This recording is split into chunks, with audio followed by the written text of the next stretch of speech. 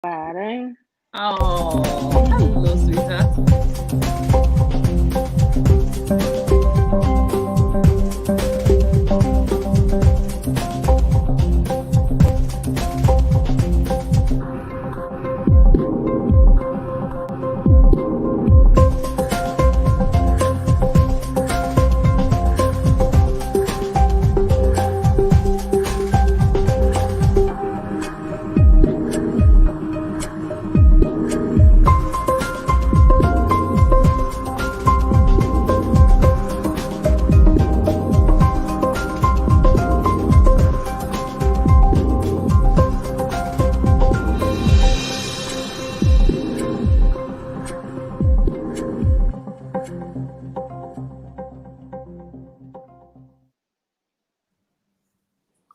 Hi, everybody. Good evening. Hello. Good to have you here. Hello. Hello. Right, so today it's the YAA'S and YAA'S show again. We have the two YAA'S and you have the two YAA'S. Let's just go around and say hello to each other. Hello, Sister Yabuatma. Hello, Amma. Mwah. You know that feeling is very mutual. I hope you are good. I'm really good. Good evening, Auntie Ya. Hello, how are you? You good. know I'm good. I'm greeting you by the time I end. I know it's morning where you are, but it's just crazy to see it dark and to say good morning. So good evening, Auntie Ya. Good morning to you. And good evening, Sister Amma. And good morning, Sister Amma. somebody owe me a call. Somebody sure does owe you more than a call. She owes you more than a call. It's a crazy few days, but yeah, that call will come. Then you with a few, mademoiselle, okay? Ooh, I think I've bitten more than I can chew. Auntie, it's all Auntie Ya's fault. Auntie Ya said we should go and excel. So I went and started excelling. I think I've excelled too much for myself. Too much. Obey said right. It's Auntie Ya's fault because me, I was here minding my business. I was happy being mediocre. I was sitting here, Rabba, you were in your own excelling mode before I came across you. Exactly. It's Auntie Ya's fault. I'm telling you, I was happily mediocre in my place. I throw for D4. What you say? So Auntie Ya asked us to excel. In fact, since the last reading, I have thought about that all the way through. And I've tried really hard to make sense of excellence in my head. And yeah, I wanted to know whether it's played on your minds as well. Let me start with Sister Ya. Have you thought back to the last reading?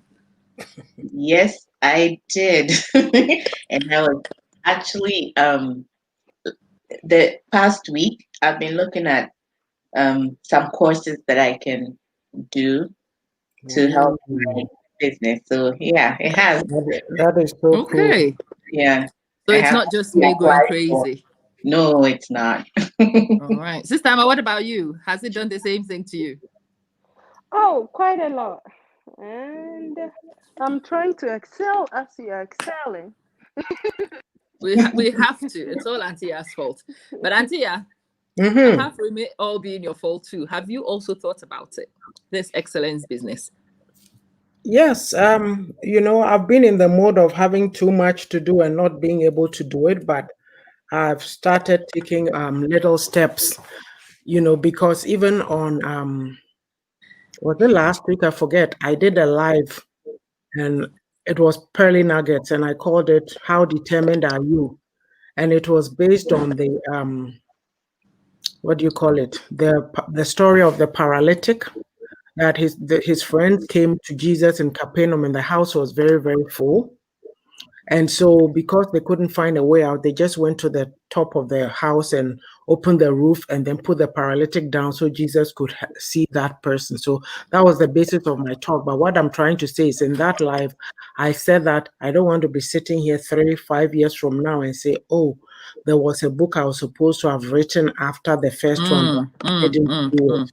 I said, no, that's not going to happen. So, I mean, I've been sitting and hemming and hawing, but I talked to the lady that I'm in touch with to help out with it, and I'm looking for somebody to edit for me.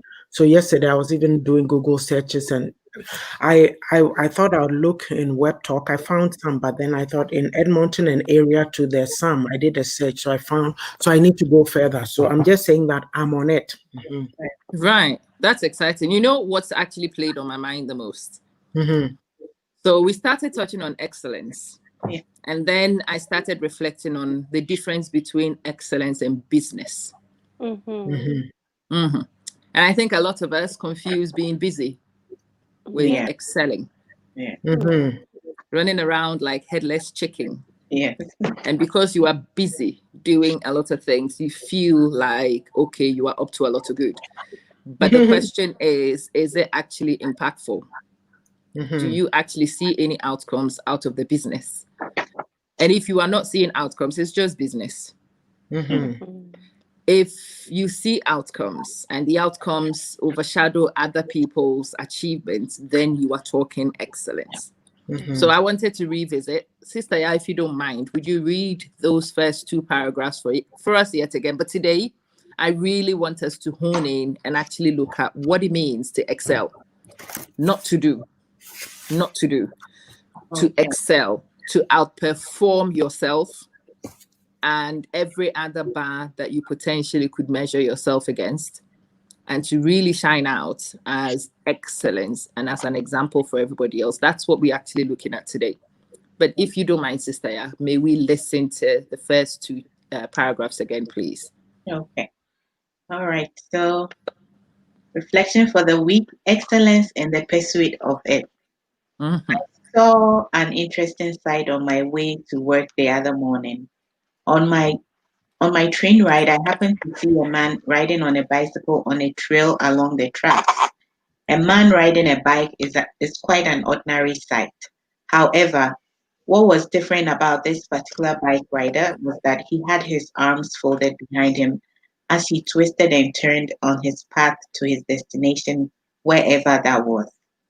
He was not holding on to the handlebars. This is what captured my attention. My thought was that this guy had mastered the art of riding that bike without using the handlebars, probably after much practice. I am not a bicycle rider, so this was amazing to me. He did it with such dexterity, which gave me the idea to write about excellence in the pursuit of it. Right now, we live in a highly competitive world with a lot of people vying for the few opportunities out there. For you to stand out and capture attention, you must be outstanding. Mediocrity, apathy, laziness will not take us to the corridors of power. Proverbs 22:29 says, "Do you see a man who excels in his work? He will stand before kings. He will not stand before unknown men." Bezalel and Aholiab were commissioned by Moses to build the sanctuary of God because of their skill. We as a people need to change our mindset and strive for excellence in everything we do. Daniel stood out in a foreign land. That is why it was said of him that an excellent spirit dwelt in him. Daniel 6:3. And so did Joseph. Uh-huh. Right. Today, remember, I am here to shake tables. I'm not even just here to shake tables. I really want to rock foundations. I really Mama, want to.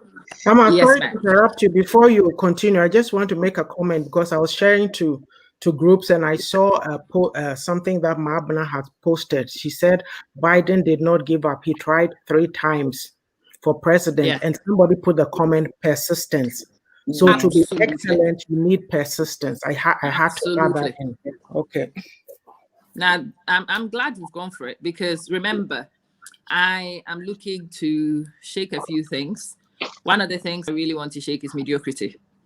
Mm. It is so easy to find yourself in the rut of mediocrity and deceive yourself, being busy with mediocrity and not actually measuring to see whether what you're doing is actually in pursuit of real excellence or not. So, Mhm. Auntie, according to the bit I just listened to, in order to actually be excellent, you need to be in a league of your own. Yes. You need to have superior skills. Yes. You cannot be ordinary. When people Mhm. want the very best to do something, to commission for the Lord's house, it should be your skill which stands out above everybody else.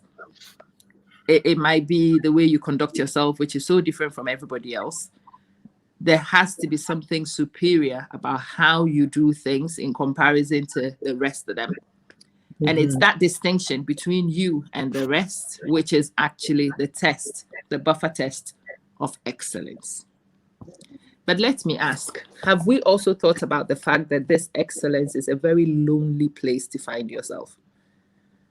Yes, it is, Amma, because I'll tell you this, as you were even talking about this whole thing, I said, eagles don't play around in the chicken yard. They soar. They sure do. Leadership is lonely. Like, I mean, if you're trying to get to the top and people don't think the same way you do, it comes with a whole lot. And do you have the stamina or do you have the fortitude to stand? Some people give up and then just go back to moving with the pack. But you have to want something very badly to push. Right. Today we will rock foundations, as I said. So listen, let's put a lot of these things together. If you find yourself doing something and you decide that you are actually pursuing excellence, Mhm. the first thing is to look around you. Do you see a crowd? If you see a crowd, you are not pursuing excellence. Mhm. Are you miles ahead of the competition and on your own? Yes, you probably are heading in the right direction. Are Mhm. you popular with a lot of people? And if everybody likes you, and if you are very popular, again, you have not gone near excellence, because excellence doesn't make you friends. Yeah. Mhm. Antia, is that a crazy assertion of mine, or have you also observed the same thing? No, Not you are at right. all. You are right Not because at a all. lot of times I know even tomorrow night we're going to be talking about friendships. And one interesting thing that I thought about last night is that, the friends that I thought that I've had in my life, well, at some point, then I realized that they put me way up there, and it was their mission just to pull me and bring me down. And I asked Oh, myself, what prompted that? What did they see? Like, you know, these are some people that you thought you were being nice to or whatever, but they just hated your guts Mm. because they saw something inside you. I don't know. I'm not sure. So yes, you have to be prepared. Like, for me, it's not a difficult thing because even growing up, right? My parents were very strict, or I would say my father was more than my mom, but we didn't associate just with anybody. We kept to ourselves. So it's like I'm used to that. Like it's hard for me to get into relationships. Like I'm somebody I consider myself friendly. I'll talk and smile at everybody, but really deep. I mean I do have friends too in Ghana that when I get there, schoolmates, whatever, who are friends, I get there, we just continue from where we left. Oh, hello, Etisen, we'll be talking and all that. But deep, meaningful relationships with another woman, I'm yet to find. Like it's almost like there's some are so insecure that when you are telling them something going on with you, instead of listening and giving positive advice, then they are comparing it to theirs. And then you finally have to say, that was not my intent of telling you this.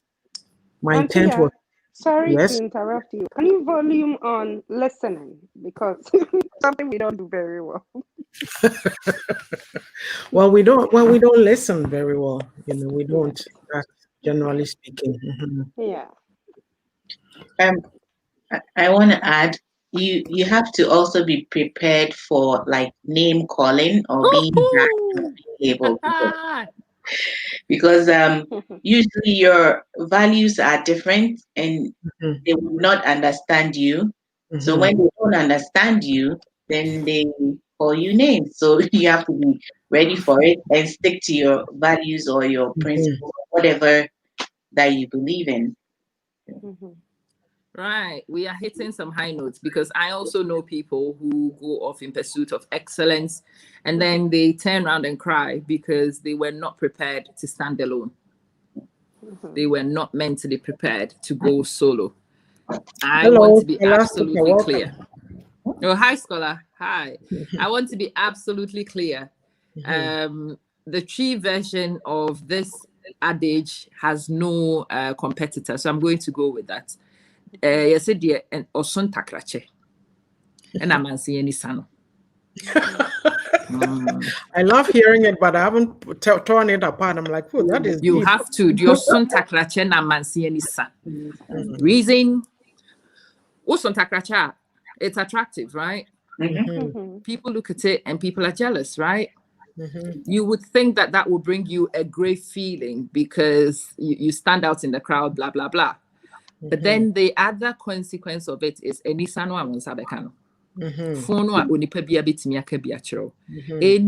wants to go for you. Anybody is looking for a cheap target, and you are the cheap target because you stand out.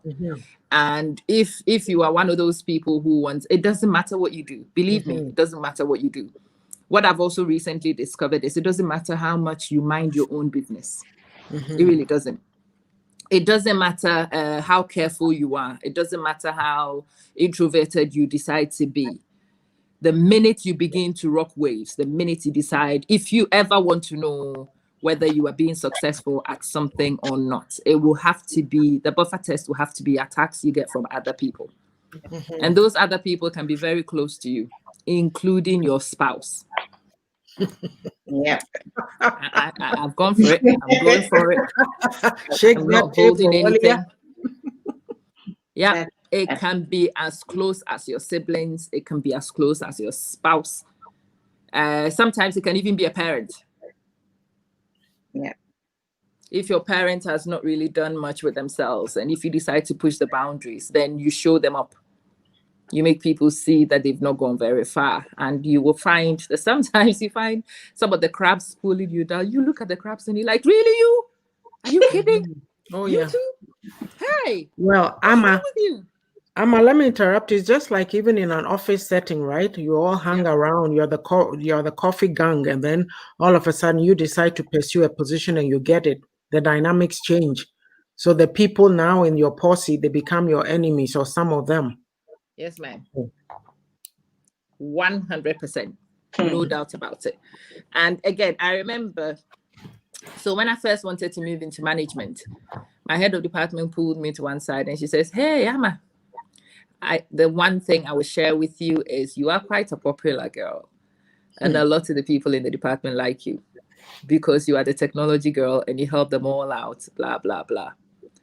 Let me just break this to you very quickly so it doesn't shock you. Give it 6 months, you will have no friends. After 12 Just 6 months. months? Yeah, No. she says, give it 6 months, you will have no friends. I like this person. They keep it real. Yeah, after 12 months, everybody will stop talking when you walk in a room. Okay. 18 months down the line, nobody would invite you anywhere.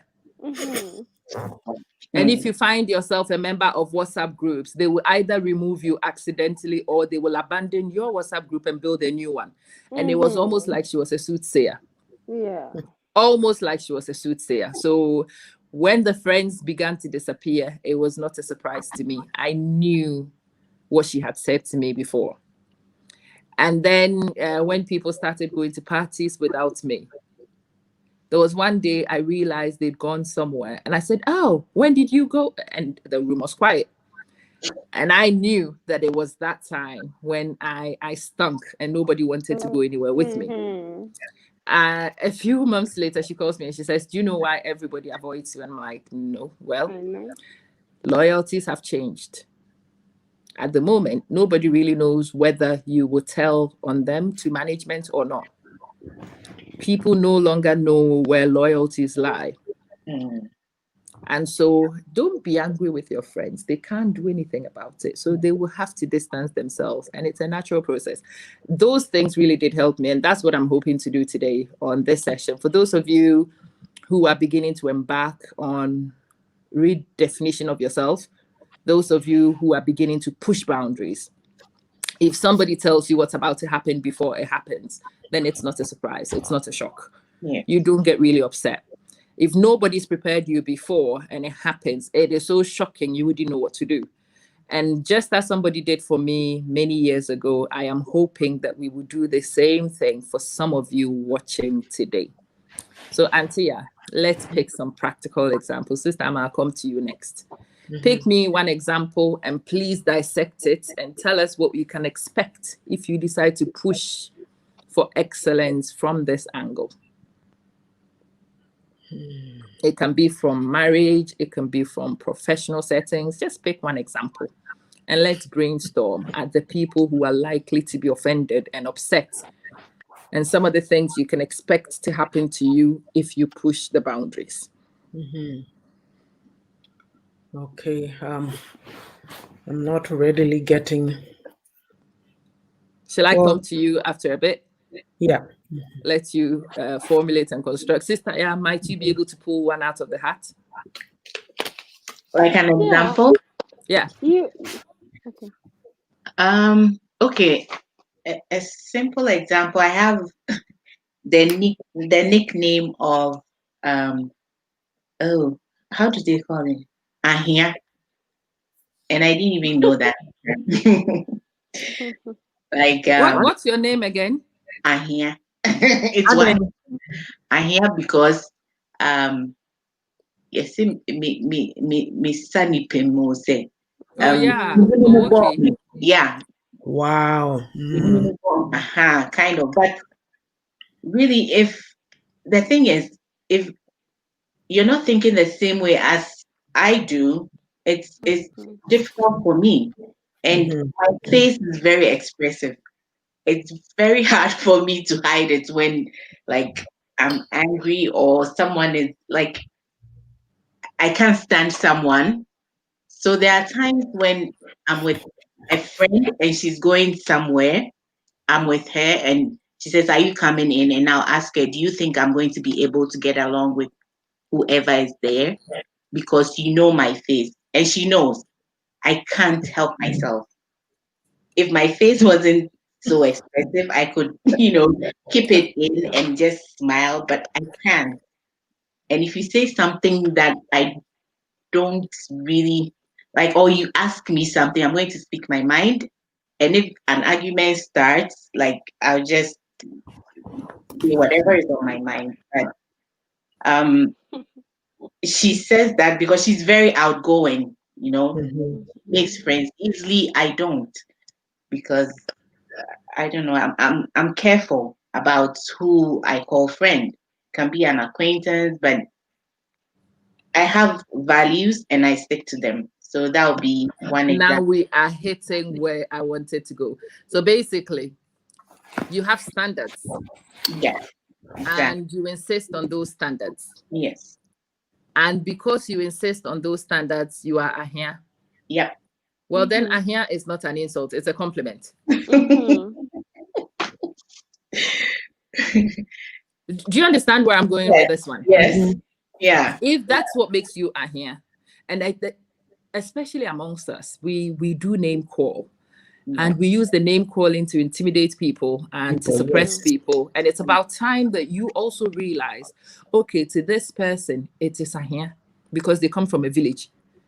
But what they really mean is that you have standards, and that's a compliment. That's not an insult.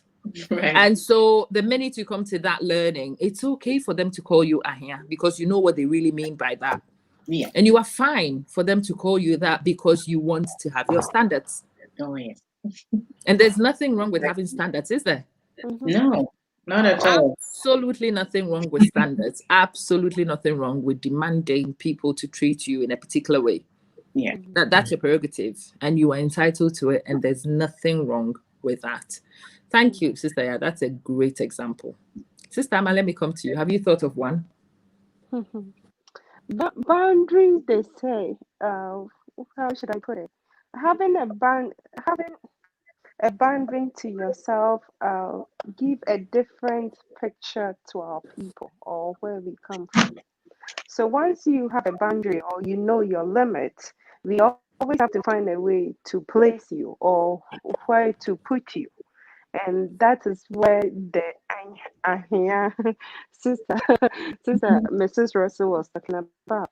Me, like I said, I've always had boundaries, and and the boundary came because of the place I was put or which area I found myself.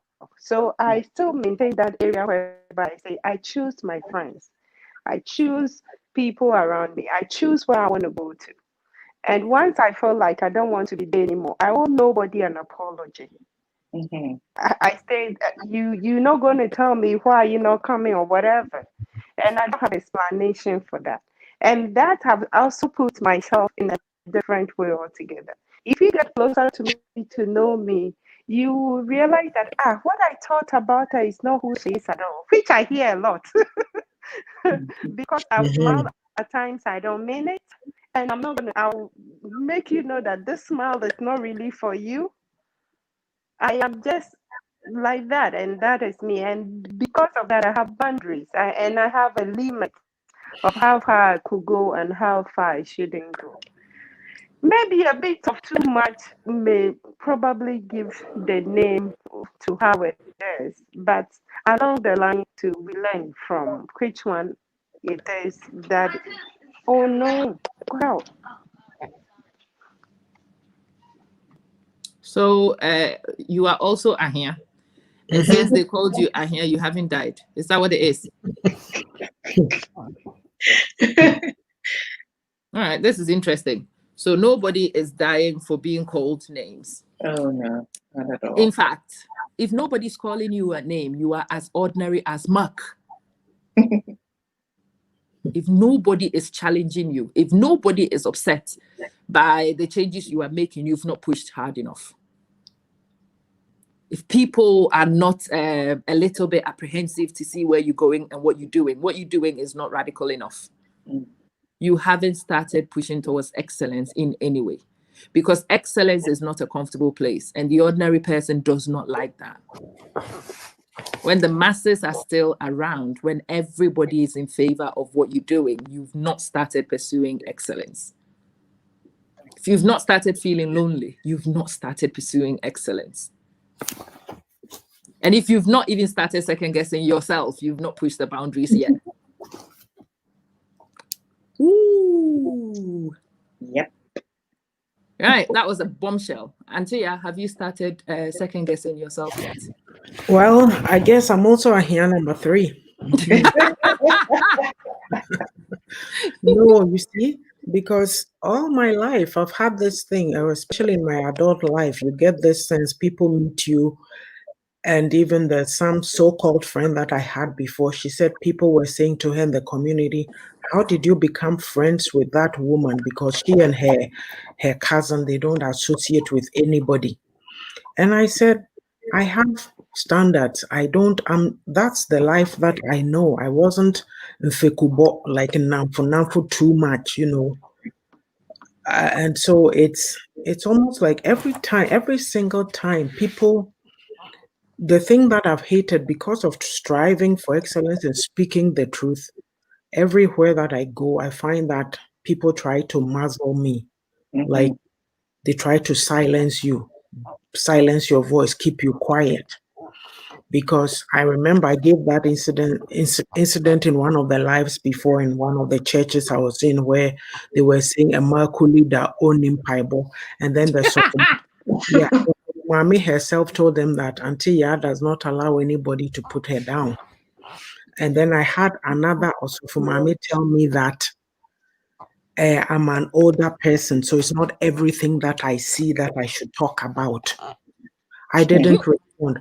I didn't respond because it didn't need a response. It tells me that you have a problem with me speaking up. And if you are people in authority and you have someone, like the Bible is all about truth speaking. So if I'm saying something and you don't like it, then I have a problem with it because I'm not saying it to hurt anybody. Like there's people who are in some of these churches and they are so afraid of authority because they are chickens. They won't speak up. Hmm. So you might be thinking a certain way and speak up and ask the question that are on different a lot of people's minds.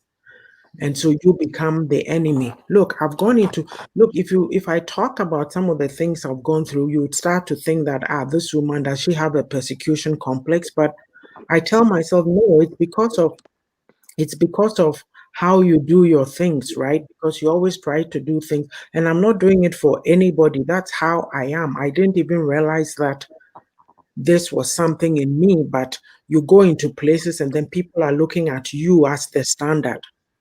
Is it my fault? Is it my fault if my parents taught Yes, me it those is. values? It's your No, fault. it's my How dare you? upbringing. What am I supposed to do? I'm not going to apologize for it.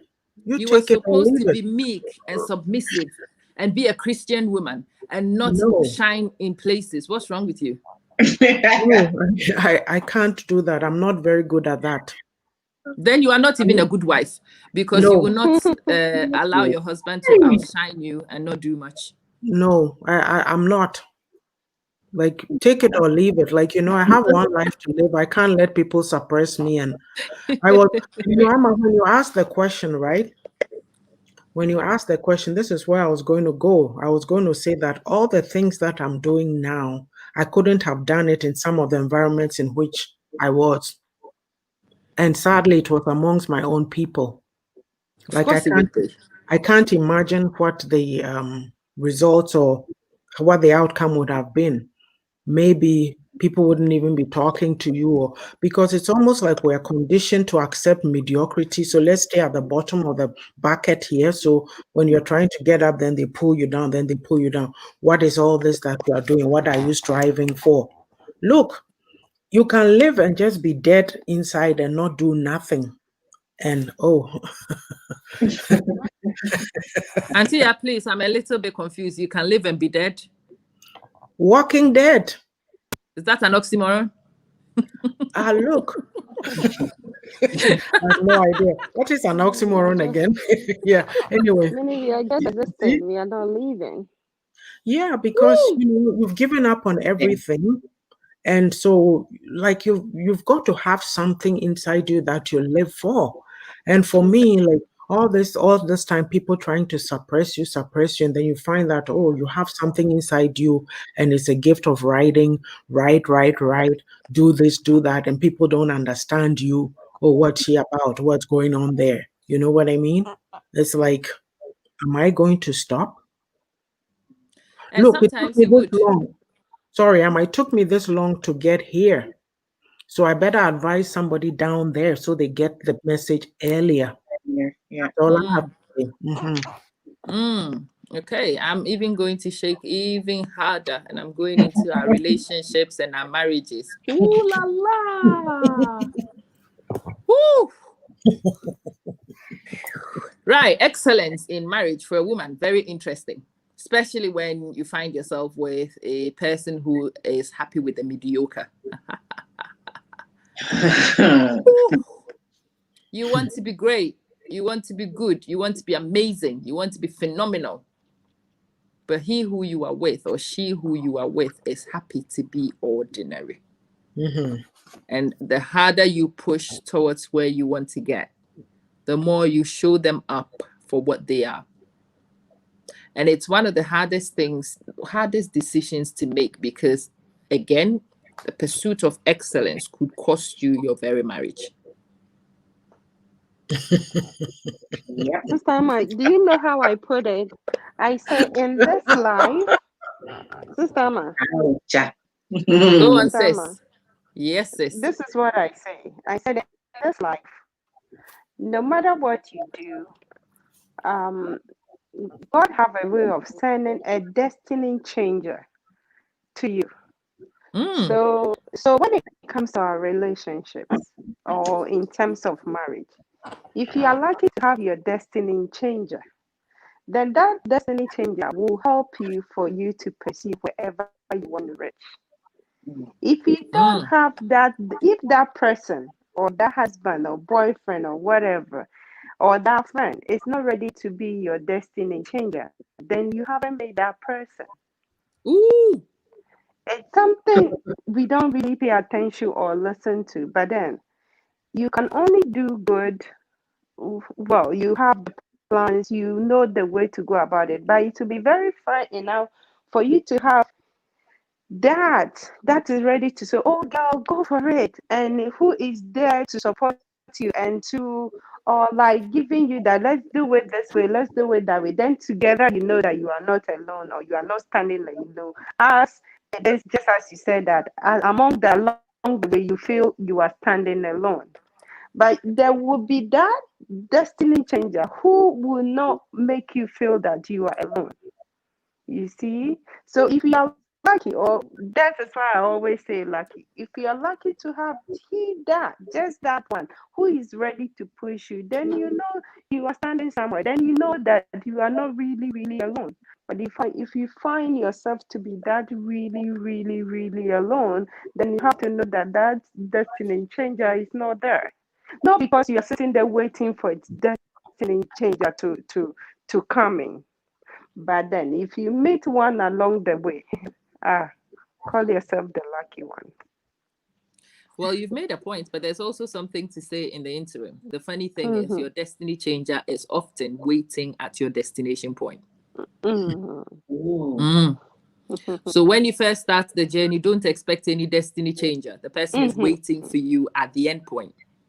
Mm-hmm. And in the interim, you are going to stand alone, believe me. Mm-hmm. In the interim, you are going to cry many tears. Yeah. In the interim, you will want to go back many times because what Mm-hmm. you've left seems so much better than what you are heading towards, especially people who find themselves popular. When you pursue this journey and you go from being popular to lonely and almost Mm-hmm. smelling, you suddenly develop a smell which is foul and nobody wants to hang with. It is very difficult to your mind, the big change you've undergone. And so I've seen many people push and then return quietly to the fold because it's a lot more convenient to go back to the fold and to be ordinary and to be accepted and to be loved. Because Mm-hmm. in pursuit of excellence, all those privileges will be withdrawn. All those privileges will be withdrawn. And if you are lucky to be one of those who can persevere, and when you finally get to where you're going, you will meet people who are already operating in that area. And those people will become your new friends. Those people will become your new company. Those people, I kid you not. True. It's It's my true. example is the job I currently am in. So I started this job last year and I was already pursuing my doctorate in this area. What I'm doing is very needed in many schools. And there are many teachers who still cannot do ed tech properly. That was even before COVID. So I started in September. And if you remember my videos from September, I told you that I didn't speak at work. I didn't want anybody to know me. I wanted to hide. I wanted to blend in because I have been in trouble in so many places where people work out. But then, unfortunately for me, the kids began to talk. People wanted to help with whatever. So I started working with people. And in January, I went on a course. Well, I got invited by senior management to go for a planning meeting with the owners. Happened to be on the table. And you know, sometimes when you are who you are, there is no hiding. Yeah. So they asked us to present ourselves. I started talking. The person on the table says, "Are you the person who wrote that article?" I'm like, "Yes." Oh, she went on for the next hour. So obviously, she'd blown my cover. She had blown my cover big time. We come back to school just before COVID. They pulled me, "Can you help train staff?" Blah, blah, blah. I'm like, okay, no problem. So I did that. And in the middle of COVID, I applied for a job and they gave me. So part of the time now I do teach. And part of the time I train staff on how to use tech. Now, this is a funny job because I belong in two teams. I'm a physics teacher, so I'm a science teacher, still belong in the science department. And I have this whole school thing to do as well with the tech. I am a DI coach.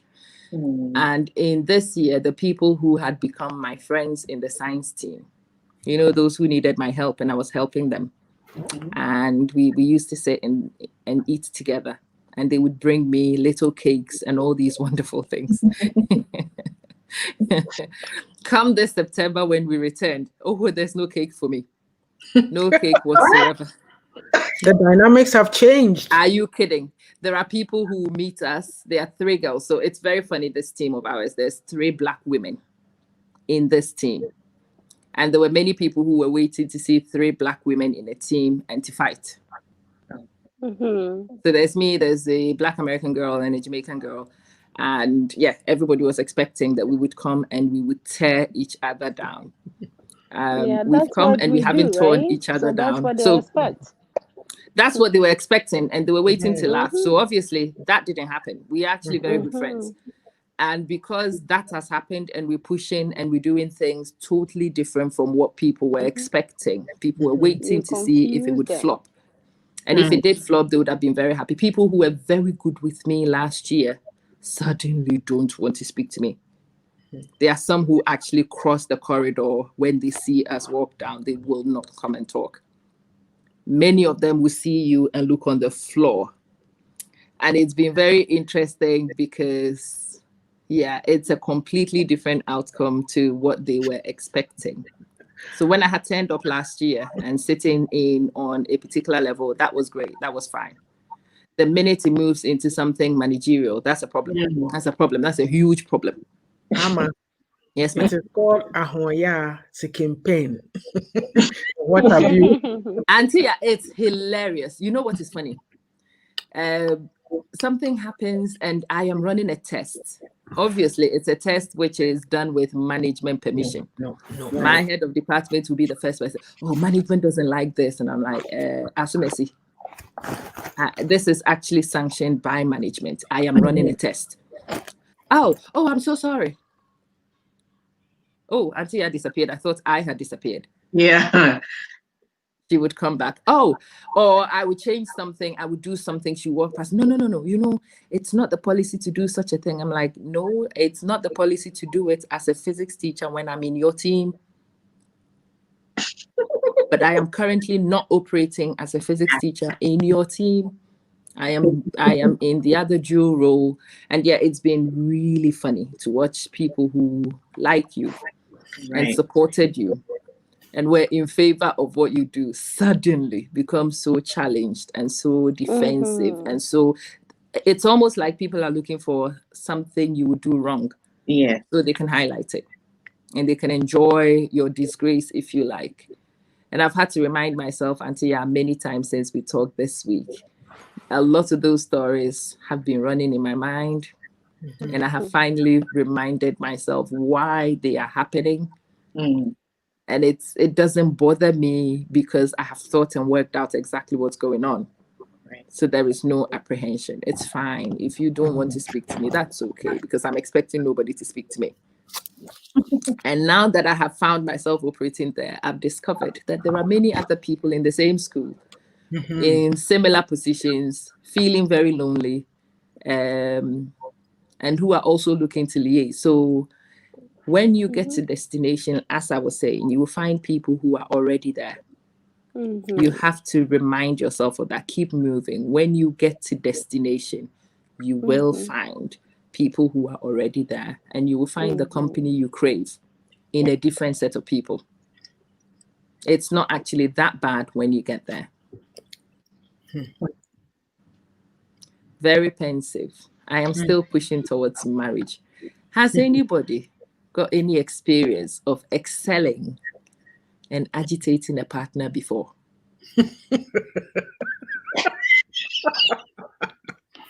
I can't talk. I don't know. It's Ooh! my mind goes to I don't know if I guess it was excelling now that I think about it, but it was like our way of thinking was totally different. Like after I think I changed and he didn't. So Okay. like there was always a clash when we're talking about stuff or discussing something or embarking on something for the family. It was like totally different, and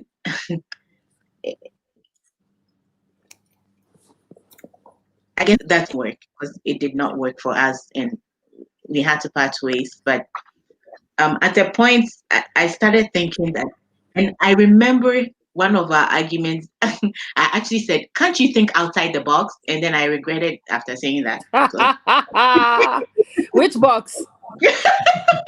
Where's Ajua? Are because we I in the left was corner, the right right. corner, or in the middle? Which box? But yeah, I guess that's it. I changed, he didn't change, so there was always a clash, and um, I'm stubborn. So whether you agree or not, if I can do it, I will do it without you. That's the way I am.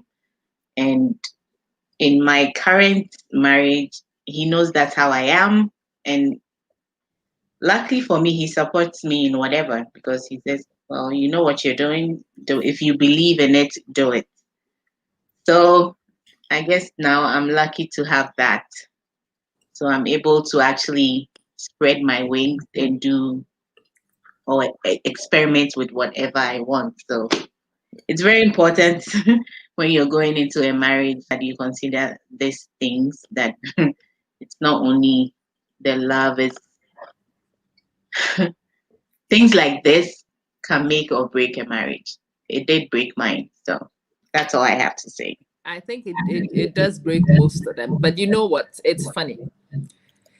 When you think about the breakdown of the original marriage, it was a terrible thing, but it was a necessary thing. And when it was done, you have found something better. Still the same point. If you have the bravado to go through the process, if you have the bravado to walk alone and to get to destination, you will find that you are not the only person at destination. Mm-hmm. Yeah. There's I'm always often many saying that. people waiting for you there, operating at that Yeah. level already. And when you Mm-hmm. finally get there and you roll with those people, you realize you are at home.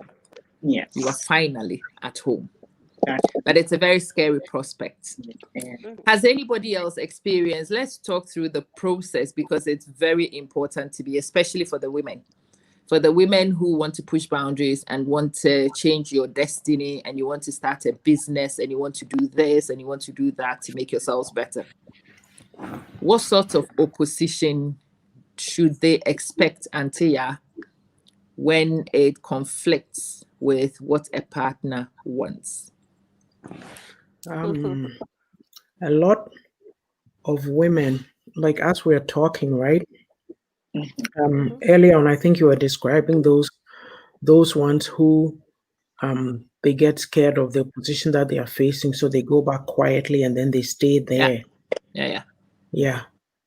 In all of what we've said, the most important thing is for you to put value on yourself. Mm-hmm.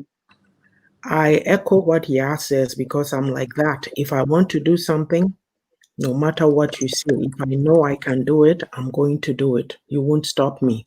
And I'm not somebody who come out KKK or this until yeah, there's this, but I call it having inner fortitude. Like I said, my mantra is tenacity, grit, and nerves of steel. Mm. So the struggles that I've been through, ain't nobody going to come and push me around. That's what I tell myself.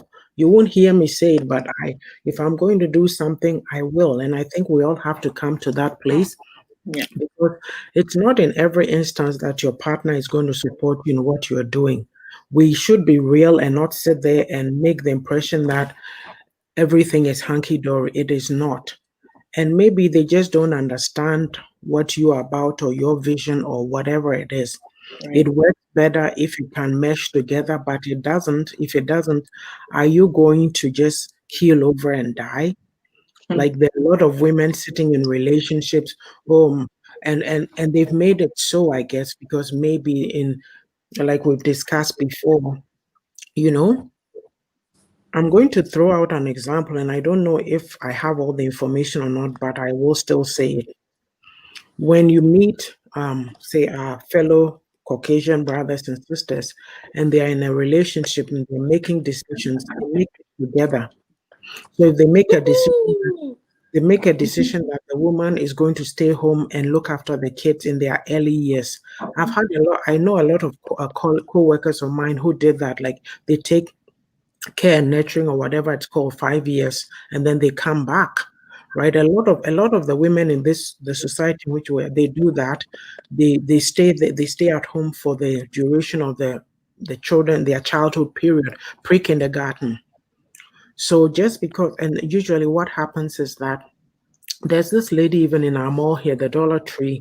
I don't see her that much now, but she says she works in the evening because her kids are in school and she's at home with them. So a lot of them go out in the evening and do part-time and all that.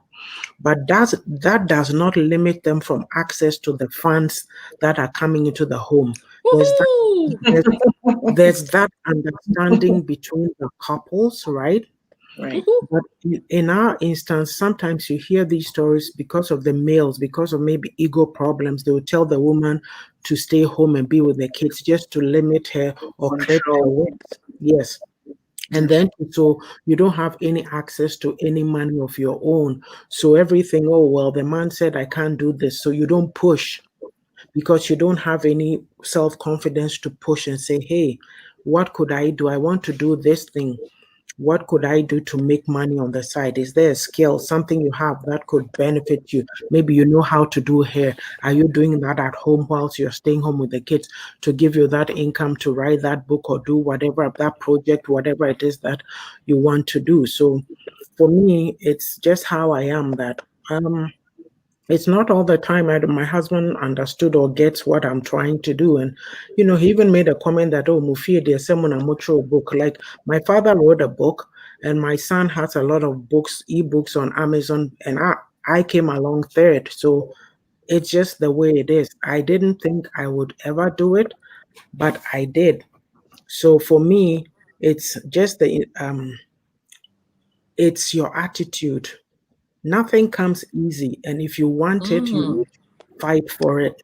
Yeah. And people don't want to do that because to me, a lot of us, especially in our culture, a lot of women, we define ourselves by, oh, I'm married, I'm Mrs. This, Mrs. That. Outside of the marriage, who are you? Woo! You know? Yeah. Mrs. Look, Aponchibiti, that's me. yeah. Yeah. It's not marriage, is not all that hunky-dory sometimes. So what gives you, how do you stand? You know?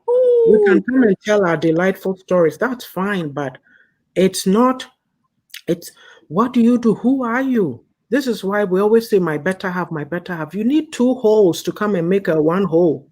Right. Woohoo! Stop I tell you, those you are things. shaking some tables. Let me shake it This tree because you are shaking, if, you have if some fruits fall. no, because I'm talking to the women. If you come and sit there and you make this comment, that, oh, I can't do this because this, I mean, you're trying to avoid friction in your relationship, but find a way to talk to your spouse so that they come to that understanding that this is something that you want to do or pursue your passion. Look, you are two different human beings who have come together. There are a lot of unhappy people sitting in relationships because they didn't get to do what they want to do. I have my challenges, but I go past my challenges, because there's a Woohoo! lot that I'm doing. Every time you're doing lives, you're doing this, you're doing that. Oh, you're on the computer. Oh, this. Yeah, yeah. You and your friends. I'm impacting somebody. Yeah, my daughter Nana goes, "Oh, mom, you and your friends, all these friends." Hey, she wants to go to Glasgow to visit our Rekua. So, Yeah. But these things, I like to bring these to the table because it's very important. So Yeah. I I have a wanted few to add networks. something. Oh, please go. Please go. Yeah. And when I say that, like, my husband supports me now, it doesn't mean that it comes without argument or whatever. It's not like all smooth like that.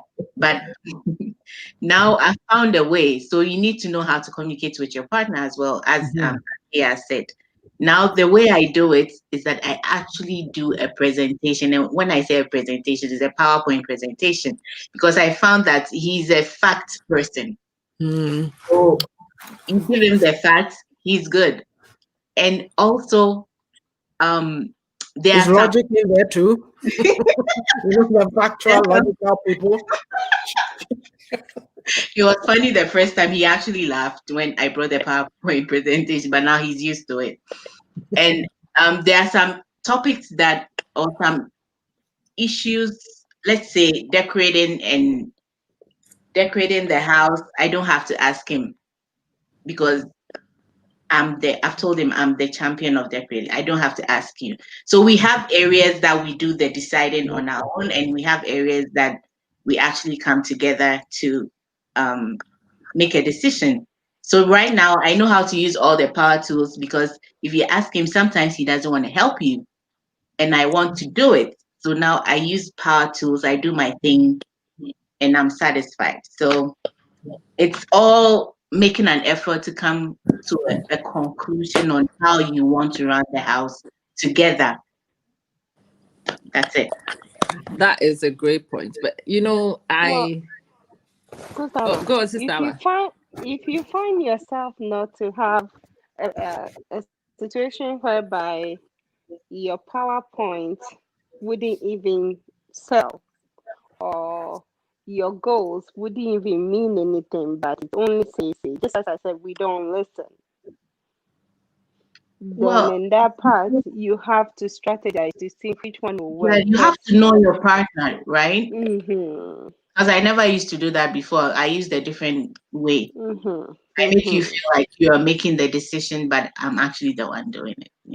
I find myself at the corner whereby I realized I wasn't even planned. I think after my marriage was over, I just sat down there and I decided to write. And I was writing that I think at a point in time I didn't even have a plan. And at a point in time I felt like I wasn't heard. And another point in time I felt like because I wasn't heard, I didn't even have a voice. Mm, Yes. So those were the points that I kind of pinned down, and that if you don't have a voice, meaning you have nothing to say. And the only Yeah, you've reason lost why it. you have nothing, yeah, then the only reason why you have nothing to say is you find yourself at a point where you feel like you are not being heard. Nothing, you are talking, but nobody is listening. And if Yeah. you find yourself in that category, you just feel like, let me just shut up because they are not listening anyway. So if you find all this around you, it's like you find yourself stuck. It's like you are now questioning yourself, what do I do, or what is this? When you start questioning Eh, yourself, you're making progress. You know. Let's shake even harder. exactly. We need to Yeah, drop but more you know fruits. what? More fruits. It takes a while for you to even. I don't know. I'm talking out of experience. It takes Yeah, a yeah. while, I know and what then you mean. when you start questioning yourself, you go like, what was I even thinking? Yeah. And I Let's realized I shake wasn't even harder. thinking then, or my mind Of course, wasn't you are there not. then. You see? No, you are distracted by other I things want to and take not. Mm-hmm. some more. You want to shake? Let's ramp it Yeah. further. So let me shake even harder.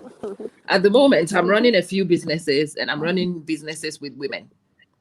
And Mm-hmm. what I'm actually discovering is this: a lot of women will listen to the business opportunity, and they know it's good.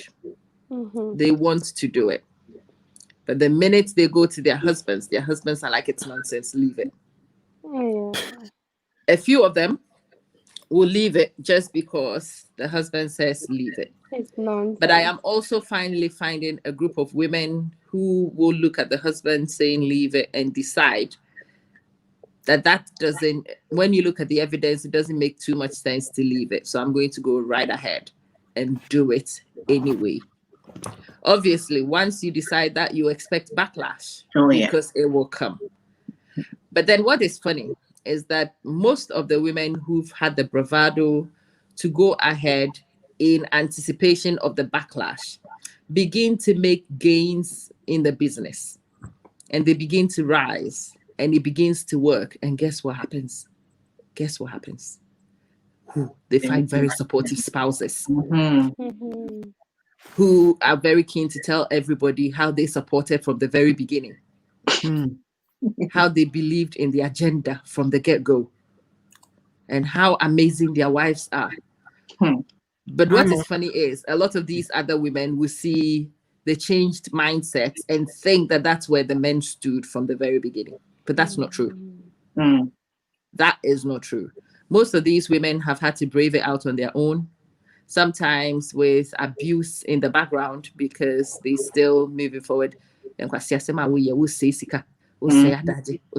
Facebook, and you have to really toughen up, knuckle down, and sail through that phase. And when you start posting money, when the money begins to be significant, when it looks like your salary from whatever venture might exceed a professional person's income, you will suddenly find support. And it's one of the things that I want to share with a lot of people on today. If you are not brave enough to go alone, you don't expect to enjoy the gains. But usually, once you are brave enough to get to destination, you will find other people who want to be on the bandwagon because people like to be in successful spaces. Yeah, it's I think I've also been lucky because I've always been like independent, even financially. But when you have to depend 100% on your partner, it becomes really tough for you to make those decisions. There's no way you can make those decisions. Louder, please. Yeah, Louder. so it's also important. That's why it's important for you to have something to fall on. Like I can't see like depending on 100% on another human being. Because you don't want to beg. I was going to say earlier when you were where you just went about the women. That's what I was trying to say. What I wanted to say is this: that we are conditioned a certain way. Oh yes. About our the women. Ooh. So we think that it means that you give everything over. I think you don't. And that's it. So you need to also fight for yourself. You are in life. Before you came into the relationship, you were on your own. Now you are in a relationship. What were your goals before? What are your goals now?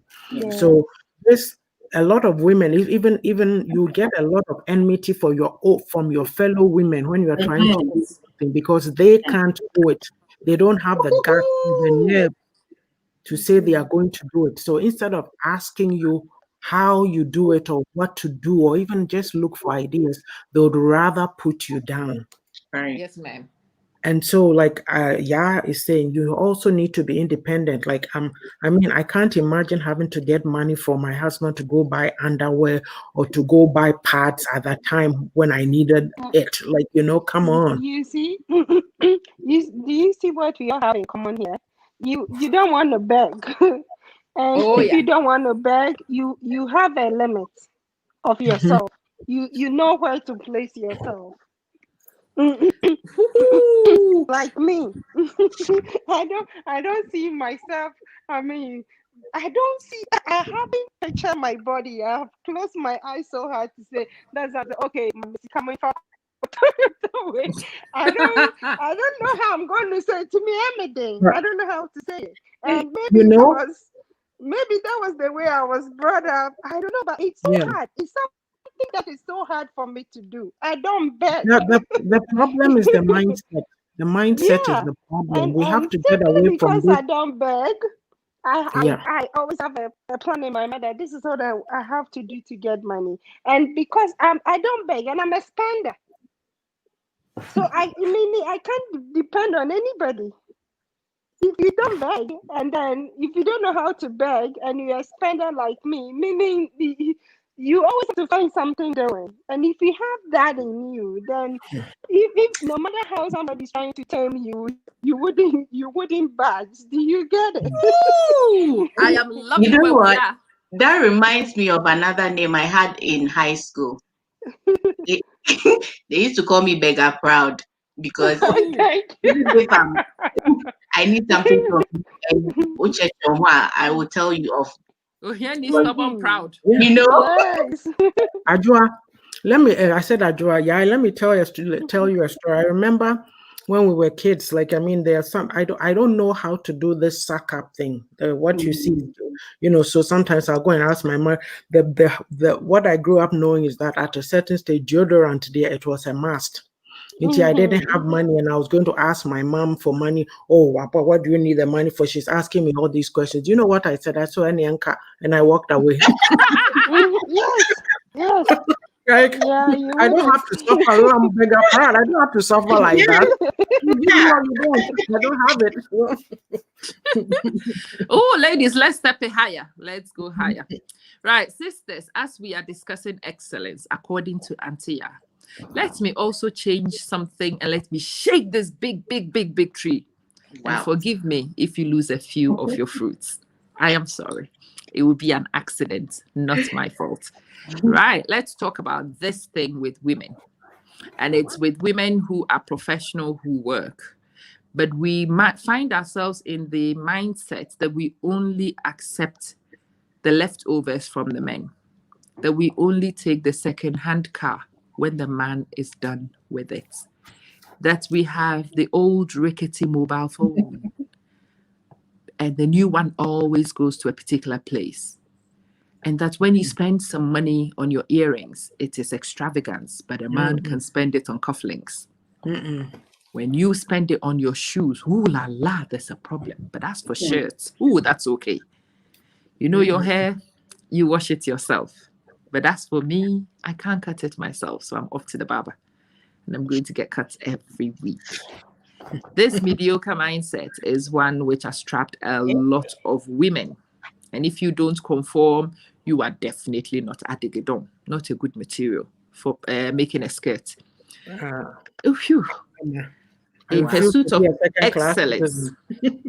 yeah, in pursuit of excellence, we are going to pursue excellence in everything. Sis, it's okay if you also have a brand new phone. Okay? Even if your husband doesn't want a brand new phone, he can hang on to his phone and you can change yours too. That might be your item, one change, which begins to make you want to dream for better and to hope for better and to work harder.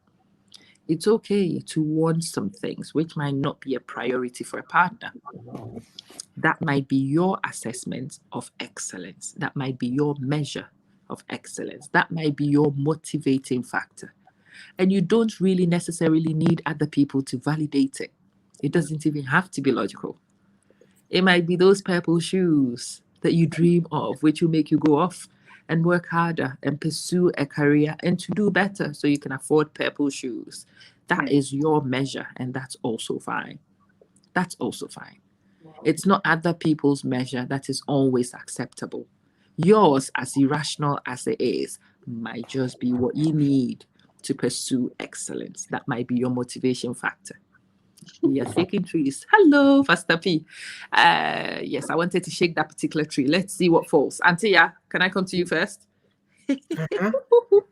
What are you Response, shaking? please. The shaking Um, of second-hand, hand-me-down, everything going to us and oh, accepting mediocre no, in I that don't do area that. always. Mm. I don't do that because if I need something, I go and get it. Mm. That's all. I I don't know like what that. you're talking about. Very I've never done interesting. that. Is this when they put their monies together, like everything together? Hmm. Because if like I know that there are different ways that people do their Hmm. finances in marriage. Some put everything in one common Hmm. account and then they do whatever with it. And others also have a common account which is mainly for finances, but the rest of their salary goes to them and they can use it however they want.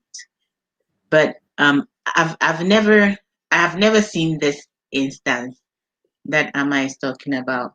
Maybe Mm. I have good guy friends because my guy friends they buy the big cars for their wives because they feel proud. I don't have many, but those that I know.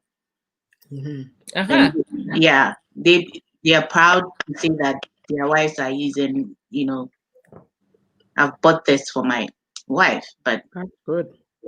if you're both working, then there should be money that you can spend however on yourself, whichever Oh, way you, sometimes the women are working and the men are not even working, just so we and know. they still dictate. Yes, ma'am. That is a problem. There's an Only a issue right problem? there. I think that's more than one problem. That's No, but problems. I'm just saying it broadly. Slavery, I'm saying it slavery, not broadly. It's marriage. a problem. There is a That is value that is problems. the value That's that they put on themselves, because I don't know why that you would be the one to go out to work and you can't even spend on yourself. I mean, there's that understanding. It does maybe something happen. The person is out of a job. You're supporting them, whatever. Things Yeah. happen in relationships, but to spend money on yourself, no, no, no. no, no. Listen, okay, let me clarify this. In the last 2 weeks alone, I have worked with about 6 women. Okay. And in almost every single case in this 6 I am outlining, there is something about her not being able to spend money on herself without repercussions. And sometimes in 2 of these cases, they are the major breadwinners of the home Wow. anyway. But anything they buy doesn't make sense. Anything they do for themselves is a waste of family funds. Money could be spent in better ways, and so on. And so these Very women have limited. found themselves settling for whatever.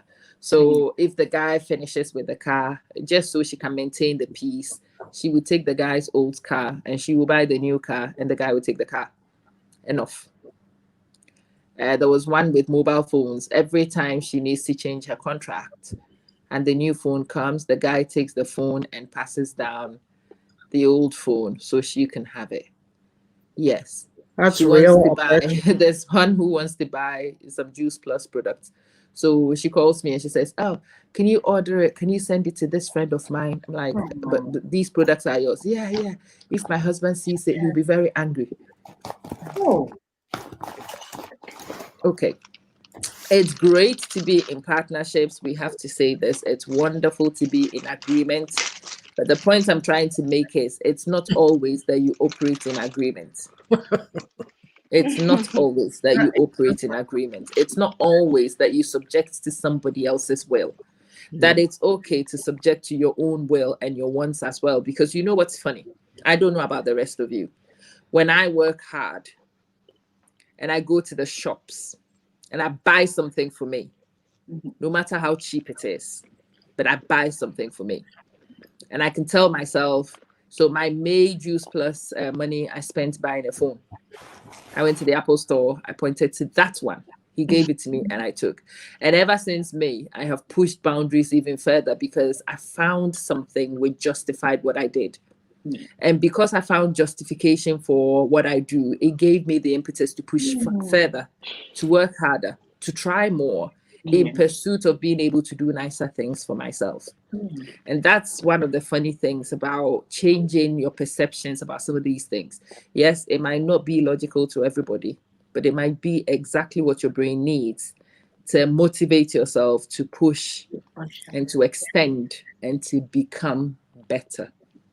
But if you are afraid to rock the boat, if you don't want to shake the tree, but you do want the fruits, I wonder how you are about to get those fruits if you are not going to shake. Sister Amma, if you know how to get fruits without shaking, please go right ahead. We would love to know. So, Sister Amma, you Yes, you ma'am. you said a whole lot as if you were talking my story right now, Ooh, or oh dear. or should I say you were speaking my language? Okay. I've found myself in all these that you just mentioned, but it wasn't planned. So Mm, it wasn't planned. I did not say that, oh, a time will come I have to stay home and be taking care of my children, and because of that I have to be asking for money, or money have to be given to me. Should say if somebody should tell me that that is how far marriage would take me, I would have said no, I don't want it, because I know myself. I know how spendful I am, and I know where to go to get money.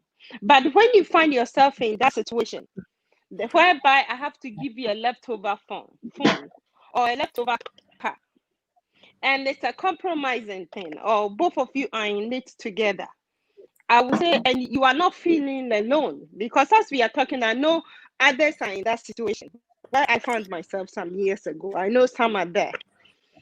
This is what I want to say. If it's being compromised, that okay, we are in together. You take my used phone, or you take my used car, or you don't have to go back. Let me buy for you and all that. And it's being compromised, and you are in it. You are wholeheartedly in it. Then I would say it's a choice that you wanted, so it's okay Mm, like that. Do you understand what mm, I'm trying to make? mm, But if you are not carried along, if you are left behind, that okay, I decide. So you sit there, let me just give you this. Just sit there, let me give you the crumb, the crumb of the cookie. Just take the cookie as I say. Then it's harder.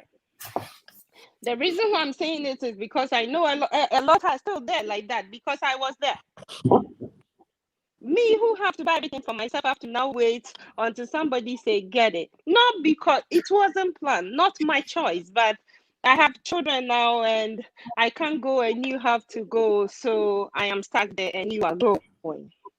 But then if it have to be a plan, if it's something we talk about and we understanding it's in the equation, then fine. Then you will see that you are not doing anything harm or anything bad.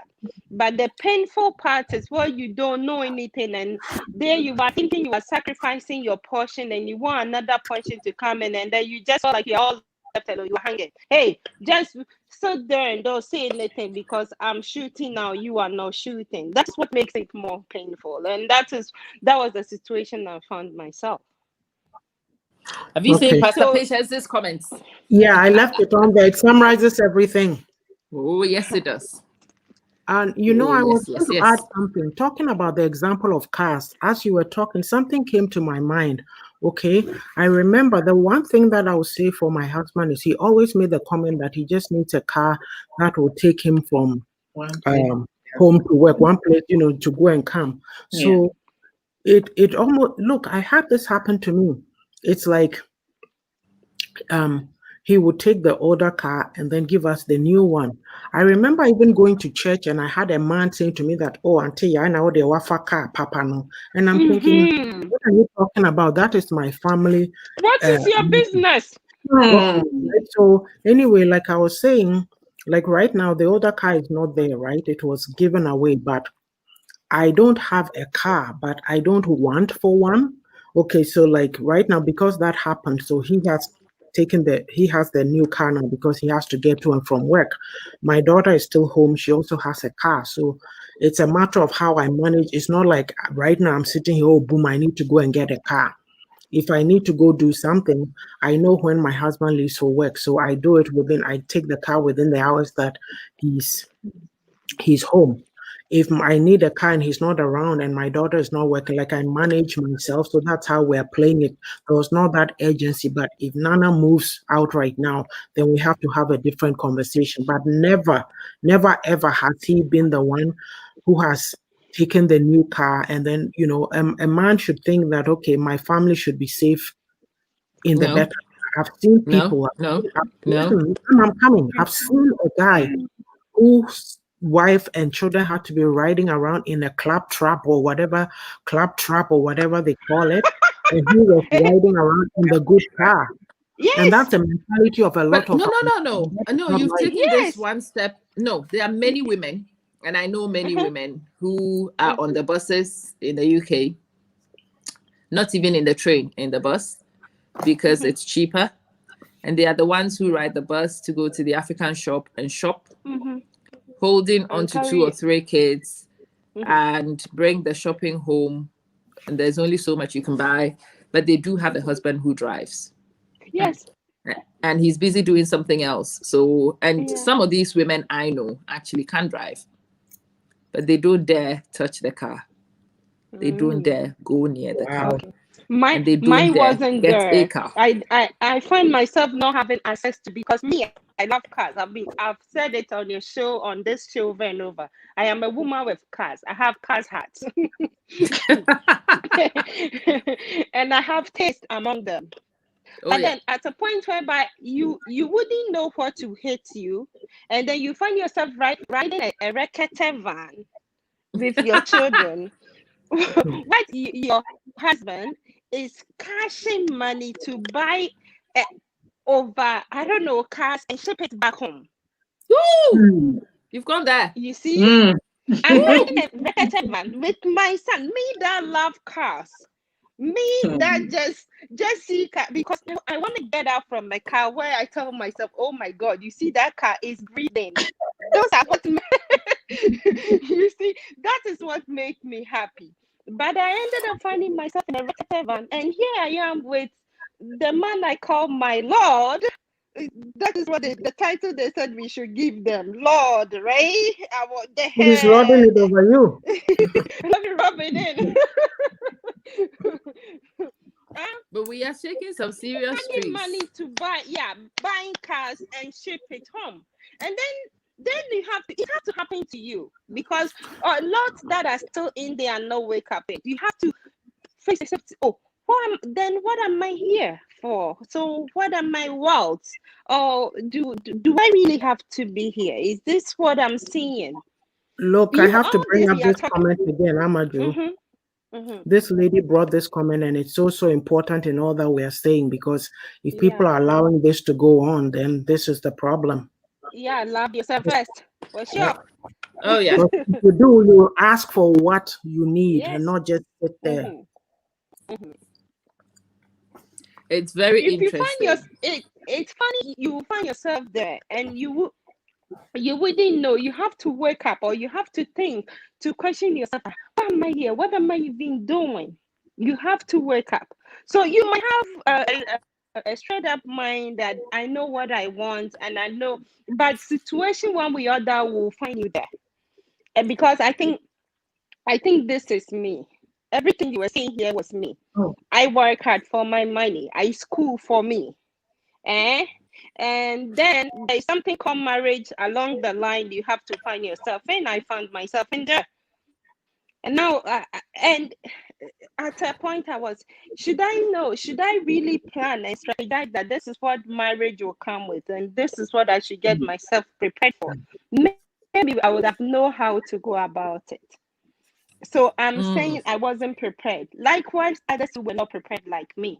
Was I up to date to get married? Yes, because I waited for that long to get married.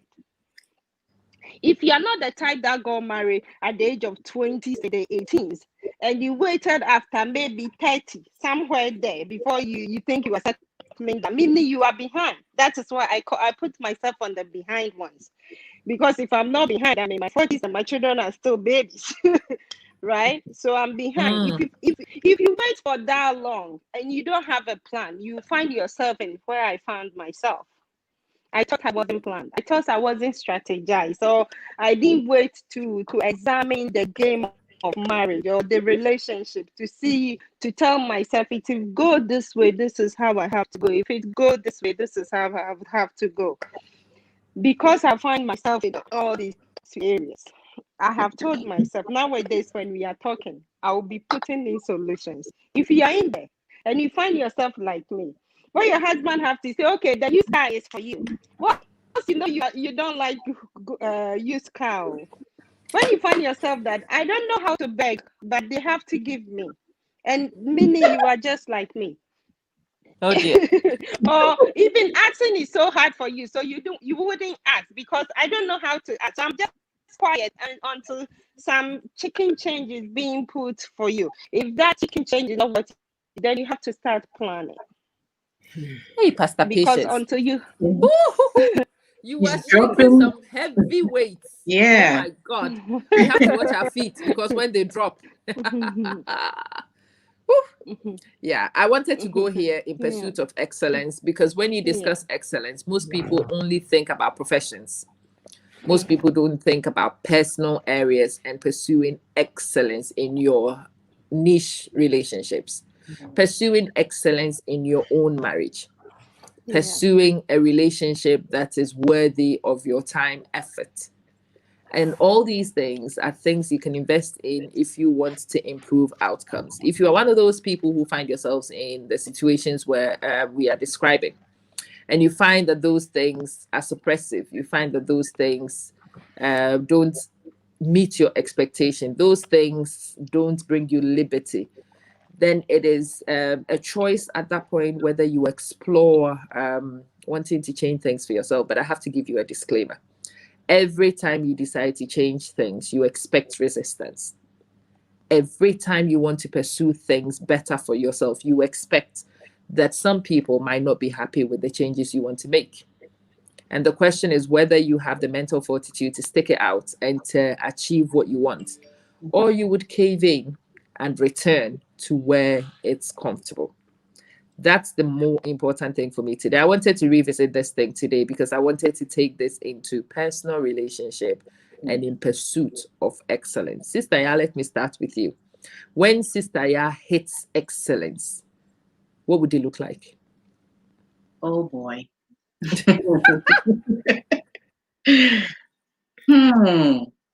Excellence.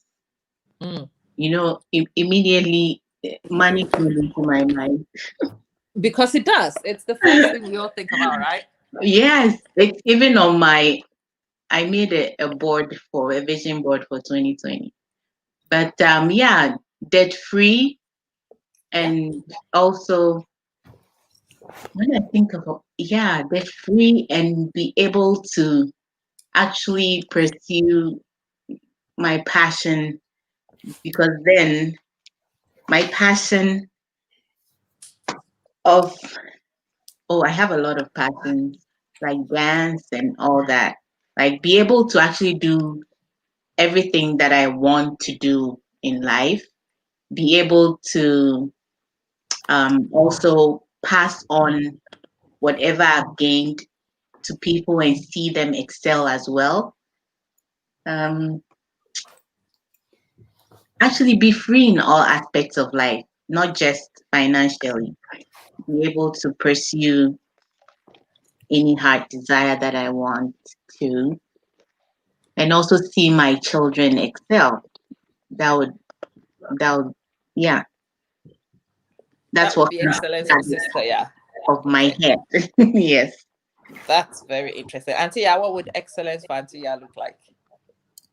Excellence would be pursuing my passion, doing what I love to do. And that's my writing. I want like being happy. I'm happy in my soul, like my mind, the I don't want anything that does not work for me right now. I don't have time for it. I cut it because, you have to come to a place where you are happy with you. That's my excellence because you don't need outside people to make you happy. If you're depending on somebody to make you happy, then there's a problem. Or surrounding yourself with friends, or no, they have to add to your life, or you have to add to theirs. Not, you are insecure sitting at home shaking because you don't have somebody to talk to. Yeah. So yeah. Interesting. Sister Amma, what would excellence for you look like? Oh, my excellence have to be yes, yes, I made it. Yes, see with that scream that will come with it. Yes, that is how to look like. I like that. That sums a lot of it up for me. My excellence will also be along the lines of hell yes. My excellence is breaking all the molds that I am supposed to That's the fit Amma in in you and talking. You breaking know free. that, right? Eh? That's the Amma in you talking. You know that, That's right? the Amma in me talking. Yes. I want to break the molds and I want to go do what makes this Amma happy. Yes. Actually, if that makes people uncomfortable, that would actually be pleasurable. Oh yeah, no apology, When people sister. decide, I'm a qualifier. Nobody's going to stop me. absolutely not. And when people say a woman shouldn't do that, is the reason why I am motivated to get it done. Excellence for me is when I do things and people are like, somebody asked me last week, are you sure this account is actually a woman's page, or is it a man who is the brain behind what you do? Do you get scripted by a man? And I'm like, what do you mean? well, some of your ideas are so radical. Some of your ideas are so non-feminine. Some of your ideas, and I'm like, okay, now I'm finally getting there. That's for me is excellence. When people cannot place things and think that it fits with whatever mold they've got of you. Yeah. Excellence is when Sister Amma, let me interrupt you a little bit. You know, there's a please lady go. on our platform that follows you a lot. Her name is Bless Beyond. Oh, blessed beyond belief. That's a sister of mine. Do you know how long it took me for me to detect you as a female? Oh, that's a Oh, sister of mine. you Yeah, didn't know she was a female? yeah, I that's a no, sister it's of just mine. because it just the way she writes, right? Yeah, I know the reason why I I brought like her I like up. You know responding what to I her. mean? yeah. Exactly. Again, it's that attitude which is excellence for me. When people can't place you just because you're a female, when your ideas are so liberal that people have to look at it twice before they can work out your gender. When what you say is so profound and people look at you and think, oh my God, is that a black person who said that? When you find financial liberty so that you break the molds of your village and you are able to afford to do things for yourself and many others for the first time in a long time. That's excellence. Excellence is throwing down the gauntlet. So my children have to really extend themselves in order to outperform me. Yeah. That is excellence in my book. And if we can throw in some money to do stupid things like get a new car and get a new this and get a new that, that would be cherry on top of a very delicious cake. Yeah. Yeah, Pastor Patience says she wants the link. Antia, would you I've please sent it. throw it? You've sent it. Mhm. This is one of the most important topics for me. Is why I wanted us to revisit. It was biblical writing. Last week we looked at what it meant to begin your journey of excellence, and one of the things we said is that you will have to leave your hometown, your comfort zone, and to go to new places Yeah. to conquer. Hello, Sister P. Hello, Pastor P. Welcome. Hi, Amma. To the beautiful P. Hi, Hello. Akia. Hi, Hello. Sister Yaroso. And hi, Amma Brody. Hello. Hello. Good to have you. And you were throwing some big ones, and I'm happy you are here. You said something about taking Thank care of you, yourself dear. first before you help other people. Please explain that principle to me. How did you know that's the reason why I came on? I know. I know you too well. We are reading I'm a minds. for. Mind readers. I meant you're from America.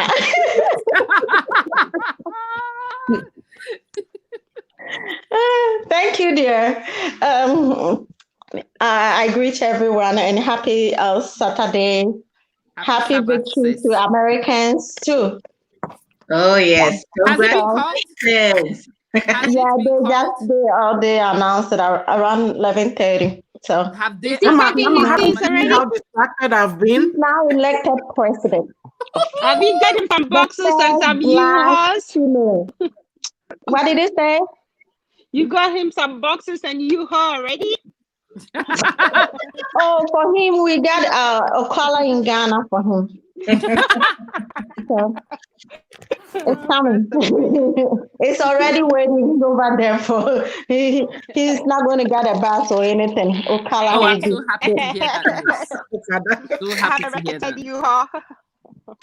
He's holding on to it. He's not going anywhere. He's not going. We thank the Lord. I'm here. Yes. Amma and everyone was saying throwing some things, and I'm like, let me Yes, just ma'am. come on. Sitting here, I was going to go out, but I said, let me just come on before I go because this is very interesting topic. I don't To want help to you. leave. Yes. And they talk about these kinds of things. I'm so excited, Oh, yeah. women empowerment. Yes. So whatever I'm doing, I stop. I'm not doing it. I'm here. Welcome. Awesome. Welcome to the high Thank top. you. Please flow. Yes. Let's hear And your so thoughts, I sis. wrote something there that help yourself as a woman before you help your husband, who Ouch. not just helping your husband, but a man, your husband, who has a future with you. Please So explain. some people some women, okay, some women, when we get into relationships, not even marriage, relationship, like from boyfriend, our mind is I have to help the man to become this and that. So I have to sacrifice everything Woo! for the man.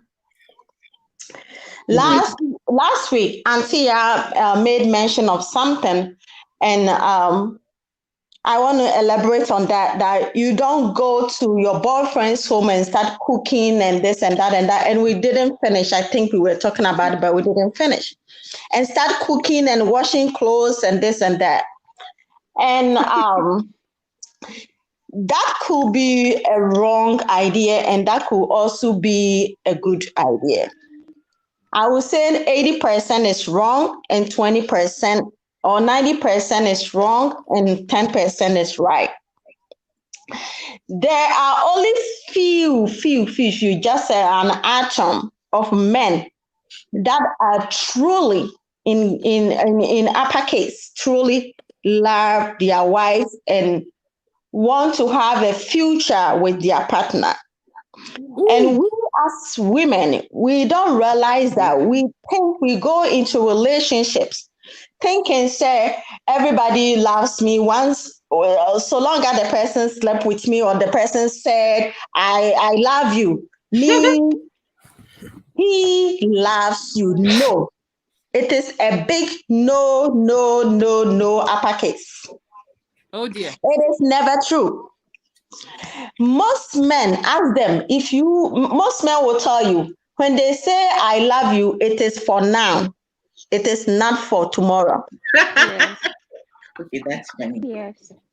It is for that moment, that second, Yes. then I love you. Not for 2 hours. The same person who said I love you 2 hours time will just turn his back against you or slap you or do something bad. Yes. And so men, they think differently when it comes to love and care. A man can care for you, do everything for you, but does not love you. Ow. And we always get confused, Summer. We always get confused thinking that if a man says I love you, that means he cares or he has a future with me. No, it is totally wrong. It is for a moment. When a man cares for you, buying houses, cars for you, does not mean that man has a future with you. Girl, listen to me. Buying houses for you, doing everything for you, buying nice cars for me. I like my Volvo. It's my best. So if you buy me 10 Volvo, that will not even convince me that you love me, that you have a future with me. It is for that moment. It is for that moment. Maybe I did something or you want something from me. That is the reason why you did that. A man who cares for you and loves you will build with you, will go in the bottomless pit with you. Your sorrow will be his sorrow. Your joy will be, he will make sure that you are always happy. If a man sees you, say you are walking on the roadside, like your husband, not a man, your husband or boyfriend is driving a nice car, like as you were talking about, wants the best, everything, the best watch, the best Apple, then the best 11 Apple, whatever 11, whatever. I don't even have one, so I don't know the names. And everything the best, as Amma was saying, he would you are the Yakanison, the trade in, you take the best and then he will give you the one he was using. That is full of foolishness. If you are a woman and you sit down and you buy those nonsense of always giving you the trash, that means that man takes you as a trash, does not respect you. Please advise yourself. Hey, Why do you I have a question. If you're saying that the man caring for us is not love, what about those of us who believe that when the man beats you, it's love? What? Beat you? Yeah. Yes, I've seen that. They love you. So Yes. I know a man that told me years ago when I was in secondary school, because when I met that man, I put my rules down first, the first day, the first night, 8:15 p.m. in front of my house, my grandmother's house. Met me. I put my rules down the next day, Saturday, it was Friday night, Saturday morning. I put my rules down, what I want and what I don't want. mhm. If you want to date me, this is my rules. Can you obey all the rules? If you miss one, that's it. Put yours down and make sure, and let me make sure if I can also follow your rules and your guidance in life. Yes. And he put it there, I put mine there. He just put like two there. I said, I don't care. I put all of mine though. If you be so, Yes. yes. And one time he did one, yes, it happened. That's me. Mhm. And so there are some women. This man told me that there is a girl, because my second thing was never touch me. Mhm. Never, never touch me. If you touch me, I will take something and hit your head and kill you. If you are not, if you won't die, then you have a mark. You remember me that this girl I slapped her and this girl did this to me, and I'll put it on somewhere that you always remember. The people will always ask you what happened to you. Not a place you can hide it. And so there are some women, they are like that. They love it. Those are the women, they are broken when men beat them. They are broken. Because when a man beats you, I heard that when a man beats you, then they pamper you, right? Mhm. Then they have sex with you They have after the the beating, best sex the after. best sex. Huh? And Yes. then they will go down there, Huh? go down there, Mhm. everything. And after he will ask you, cook for me. And then the second round in the kitchen. And then after he will use you, at the same time, he's using the lady, but the lady doesn't know because the man is putting his hand all over her. So those are the people, they have never experienced love from their parents. And Mm-hmm. they are broken. Mhm. Some Yeah. of them, they saw their father doing that to their mother, and then the Adaduya. mother will have a beautiful, a flower the next day, Mhm. or and tomato the next day. So in Ghana, that's what I saw. Some people, they beat their wives, and then the next day they buy you in tomato, right? They Right. buy you tomato, or they buy you something nice, slippers or something. And so these kids, they live in a broken home that their father tortured their mother. So they grew up. That is all that they know. So they think that beating a woman means what? Love. You get tense when your husband beats you, Yeah. when your boyfriend beats you. That is broken. Those people are broken, and we need to sit them down, have compassion with them, and teach them.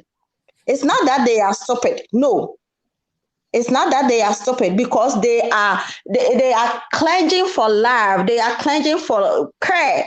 Mm. They never experienced it before. Some people, their home, there were no beating or anything like that, but they never experienced care and pure love in their home. Mm. And so, if a man pampers them after beating, if a man says, "I'm sorry, I will never do that again," then give her some kisses. That's it. And so he's been wishing for that for so long. It is a testy, until you add a testy soul. Mhm. That is where I'm going. That is very deep. That book is very deep. Testy soul. The person's soul is testy for love. The person's soul, and it's hard when your soul is broken. Yeah. When your soul is testy, you can do anything. That man will tell you, let me go on the back door. You will let the man go on the back door because your soul is thirsty for love, for care. Hmm. It is very sad. Oh. That is when the man will tell you, go and bring me your grandmother's gold. You go and steal it and give it to the grandmother.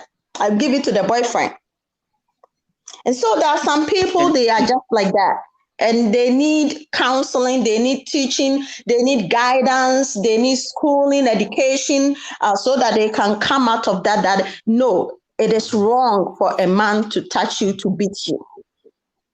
They also have low self-esteem. Anyone like that, they don't value themselves. They look down upon themselves. They lack self-esteem, and they feel miserable in life. They feel incompetent. They think that without a man, they cannot do anything. It is very sad. If you know somebody like that, please, they are also depressed. They are also depressed. Most of them, they are also depressed. Because so if they will leave the home, they will come back again. Even if you take them out, they will come back. They will go back to that house that they abusers, hands again. It is really sad. It takes a long time to heal those people. And they also have psychological effects. And that needs, a lot of counseling and mentoring to bring them back, because in their psyche, something has triggered. They're going through trauma. A lot of people are going through that, been through trauma. They also go, they just want men to beat them, and, because they've been through trauma in their childhood, or from another man. The man, was not there married. The man was not there dated. The man was not there. And then I found this guy who is so cute, and I don't want to let him go. He pampers me even though he beats me, and then have 10 rounds with me. I'm hurting, I'm crying, I'm hurting, you hurting me. And that day the energy is too different, Yes, so this woman who is very poor, destroyed, broken, tortured, and traumatized will just subdue to everything that this man who is also broken and wicked and evil will do to them. So I think I will end, and then we will continue. I'm here. Pastor P, I'm so glad you went there. I'm so glad because a lot of people need to hear what you've said. There's a lot of women going through this stuff. Yes, ma'am. And I've been shaking the tables, but I hadn't shaken it as hard as you have shaken it. A few fruits have fallen. Yeah. Amma, you are bringing everything, and I'm like, it's pushing me there. Well, we need to push each other there, though. We need to push each other there. We have all these sacred places that we don't go, but because we don't go there, we never learn. That is true. Because we don't call these things out, a lot of us will say, so yeah, I'm getting a lot of text messages on WhatsApp. Yes, I'm sorry to interrupt, but we need to sell a book.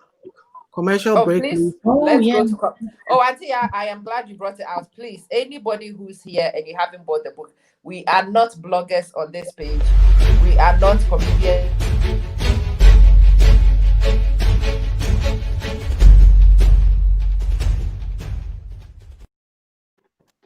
Sorry, I'm like cutting. No. What I was saying is, we are not comedians. We are not bloggers. we are not entertainers of any kind. This is not a call to fame. We are actually reading Auntie YAA'S books, and yeah, anytime we have a session on here, we start with her books. The actual stimulus material is the book. If you've not ordered Reflections for a Thirsty Soul, please order a copy. Read the sections we read, have these discussions with your friends, and then let us know how far you take the conversation. Yes, Auntie, would you show us where we can buy the book and how we can do so, please? Oh, okay. So you can get it on Amazon, Friesen Press, Barnes and Nobles, Google Books, and iTunes. And it's just about $20. The price range, but it's not more than $20 for a paperback. Okay. So if you've not got a copy, it's one I recommend every group of people get to. You can get it as a family and read it with your kids. You can get it as a group of peers and read it together. And as you can see, depending on who is interpreting the script, you can take it very deep. You can take it very far. Yeah. You can superficially, the conversations that we've sat around this on this platform to have from one small section. Today, we've only read 2 paragraphs of this section. And we've actually gone this far with these two. And in fact, again tonight, I am not going to sleep because I know some of the fruits that are falling will have to be used for marmalade. Some of them will have to be used for fruit salad. I have to cut all the fruits up and check all of them and make sure that I am utilizing the fruits and I am growing as a result. Pastor P, Yes, dear. so we Amma, are do you know that I didn't go to the question you asked me? So ask this question and then I will get there too. yeah, Mhm. that's what I wanted to take. So the question is, where do we go in pursuit of excellence? And we are looking at excellence from all dimensions. How do we pursue excellence? Okay. Let me go to the first question you asked me, that build yourself first before we go to the excellence, because we have to do that first. Yeah, that's great. No problem. Yeah. Most women, we were taught that the men are the breadwinners. And so, as a woman, from our background, from our ancestors, women were not going to school. So it was just the men. So that mentality is a soul thing. Is has deep rooted, deep down. So most women, instead of them building themselves, like example is like, you are so smart, you are very intelligent, and then you got married to this man, you all have maybe a college degree, university, bachelor degree, something. And then instead of you upgrading yourself, going to have your PhD or something, then you decide that, oh, you are the man, you go. You are the man, so you go. And then after you finish your PhD, then I will go. Oh la la! I like it. Let's go. And most women, after the man finishes the PhD, the man is gone. Before graduation, the man is out of the house. And a lot of women they're going through depression, anxiety, and panic attacks, and some they are even mad now in home, in the hospitals. Why? Because they sold themselves, they gave everything, they built up a man, thinking that I have a future with this man. That's what I said. Make sure the man you are helping, the man you are helping has a future with you and your family, your kids that you have together. Make sure that you have that. Other than that, that man will use you to build himself. And after building himself by you, he will leave you astray. He will leave you in the middle of the sea for a wild shark to swallow you. Mhm. And so you need to be very careful. The shark is waiting. The shark is waiting. If you are not careful, then you do not plan where to build yourself first. So every woman, for you to achieve excellence, that the man will not work on you, that the man will not treat you anyhow. Let me tell you this. If you have an associate degree, if you have an associate degree and your husband is holding PhD, let me tell you, that man will not take you to any conference that he will go. Some women, even they will not even dress up. Their hair messy, their nails bad, their teeth. They buy Walmart toothpaste, and the man will say, "For me, maybe a crutchy. I have to buy." You can't say the whitening one. And by the time you realize you are cooking, you are taking care, and this man want to have sex with you every day. Doesn't care when it's your ovulation, then that protect himself, but will have many children because they want to they want to suppress you. And so as soon as you give birth, 9 months, another baby is coming. Because when you see that they are doing that, they want to suppress you with kiss, bury you down there.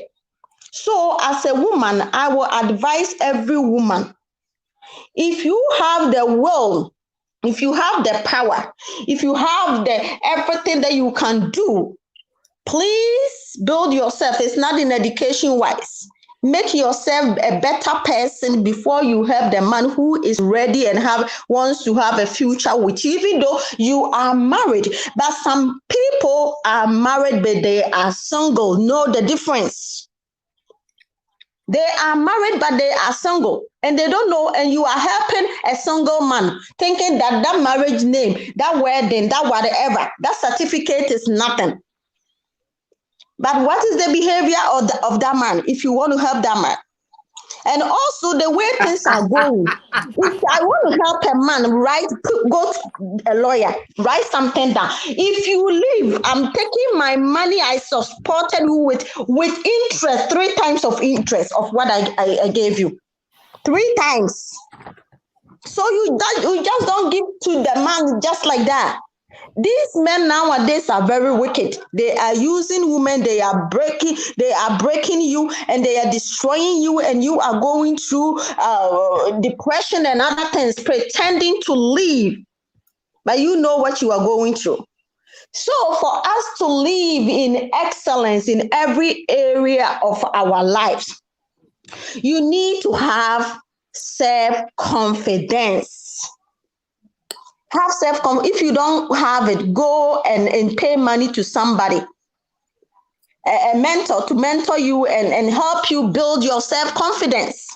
Because most people that they bow down to their men are the people they do not have self-confidence. Some people, their sight, their wisdom is very low. Because of that, you need to invest in yourself. Invest in yourself. Learn. Education is a means to an end, but not an end itself. Haven't you heard that? The first thing my dad told us, education is a means to an end, but not an end itself. Continue to learn. Don't sit there. You can learn in formal education and informal education. Yes, ma'am. So always improve yourself. Of late, I've seen some women, because of COVID, you look so wretched. Please. Ooh. That does not mean because of COVID, you are going to sit home, your hair is bad, your nails are bad, go to salon, it's open. If you don't have salon, go buy your own stuff and start doing it. You also pamper yourself. To achieve excellence in your life, see yourself as a better version of you each and every day that is passing by. Today, I am here talking. Tomorrow, I have to be better than my yesterday. If every woman will see herself like that I have to be better than my yesterday, so my tomorrow has to be better than my yesterday, then you will always put a value on yourself. How do you put a value on yourself? You do things differently. Mistakes that you did yesterday, you don't repeat those mistakes. You build on those mistakes. Some women keep on falling into the same trap, marrying the same foolish men, senseless men. The same dating, the same cycle. What is wrong with you? You are broken. Why? If this one failed you, disappointed you, so you did not learn any traits of those people that they disappointed you. You see, you don't sit in one place. You need to upgrade yourself. If you know school is not good for you, you have to trade in something. Whatever you are, you know how to do the best. Please do it. Don't rely to work in excellence, to be an excellence you. You don't rely on anybody. Don't wait for your husband to get approval from your man before you do something. They will suppress you. They will oppose it. Let me pause you there for a minute, Pastor P, because you raised a big one I wanted to explore. You see this one about supporting people, wanting to help people. This is one of the things I've discovered. Somebody did a research, and of all the women who help men to get their degrees, about 98% of them abandon those women because it's not the men's fault. In fact, the women don't do anything to themselves. So by the time these men graduate, you are not in their league. You are an embarrassment to them. As much as they are grateful to you for helping them finish their course, there is no position in their lives for you. You can't fit. And even if a man forces and marries you, you will forever be depressed, because if he takes you to his workplace, you will be lost. You will not be able to hold a conversation. When you see the women in his workplace, you will disappear. The facial expression will be even different. A trip to his office will destroy your self-confidence because you are not in the same league. And so, sisters, if you are really good at financing degrees, get one yourself. If you can fund a master's degree, go and get one too, Tom, sister. Get one. Ouch.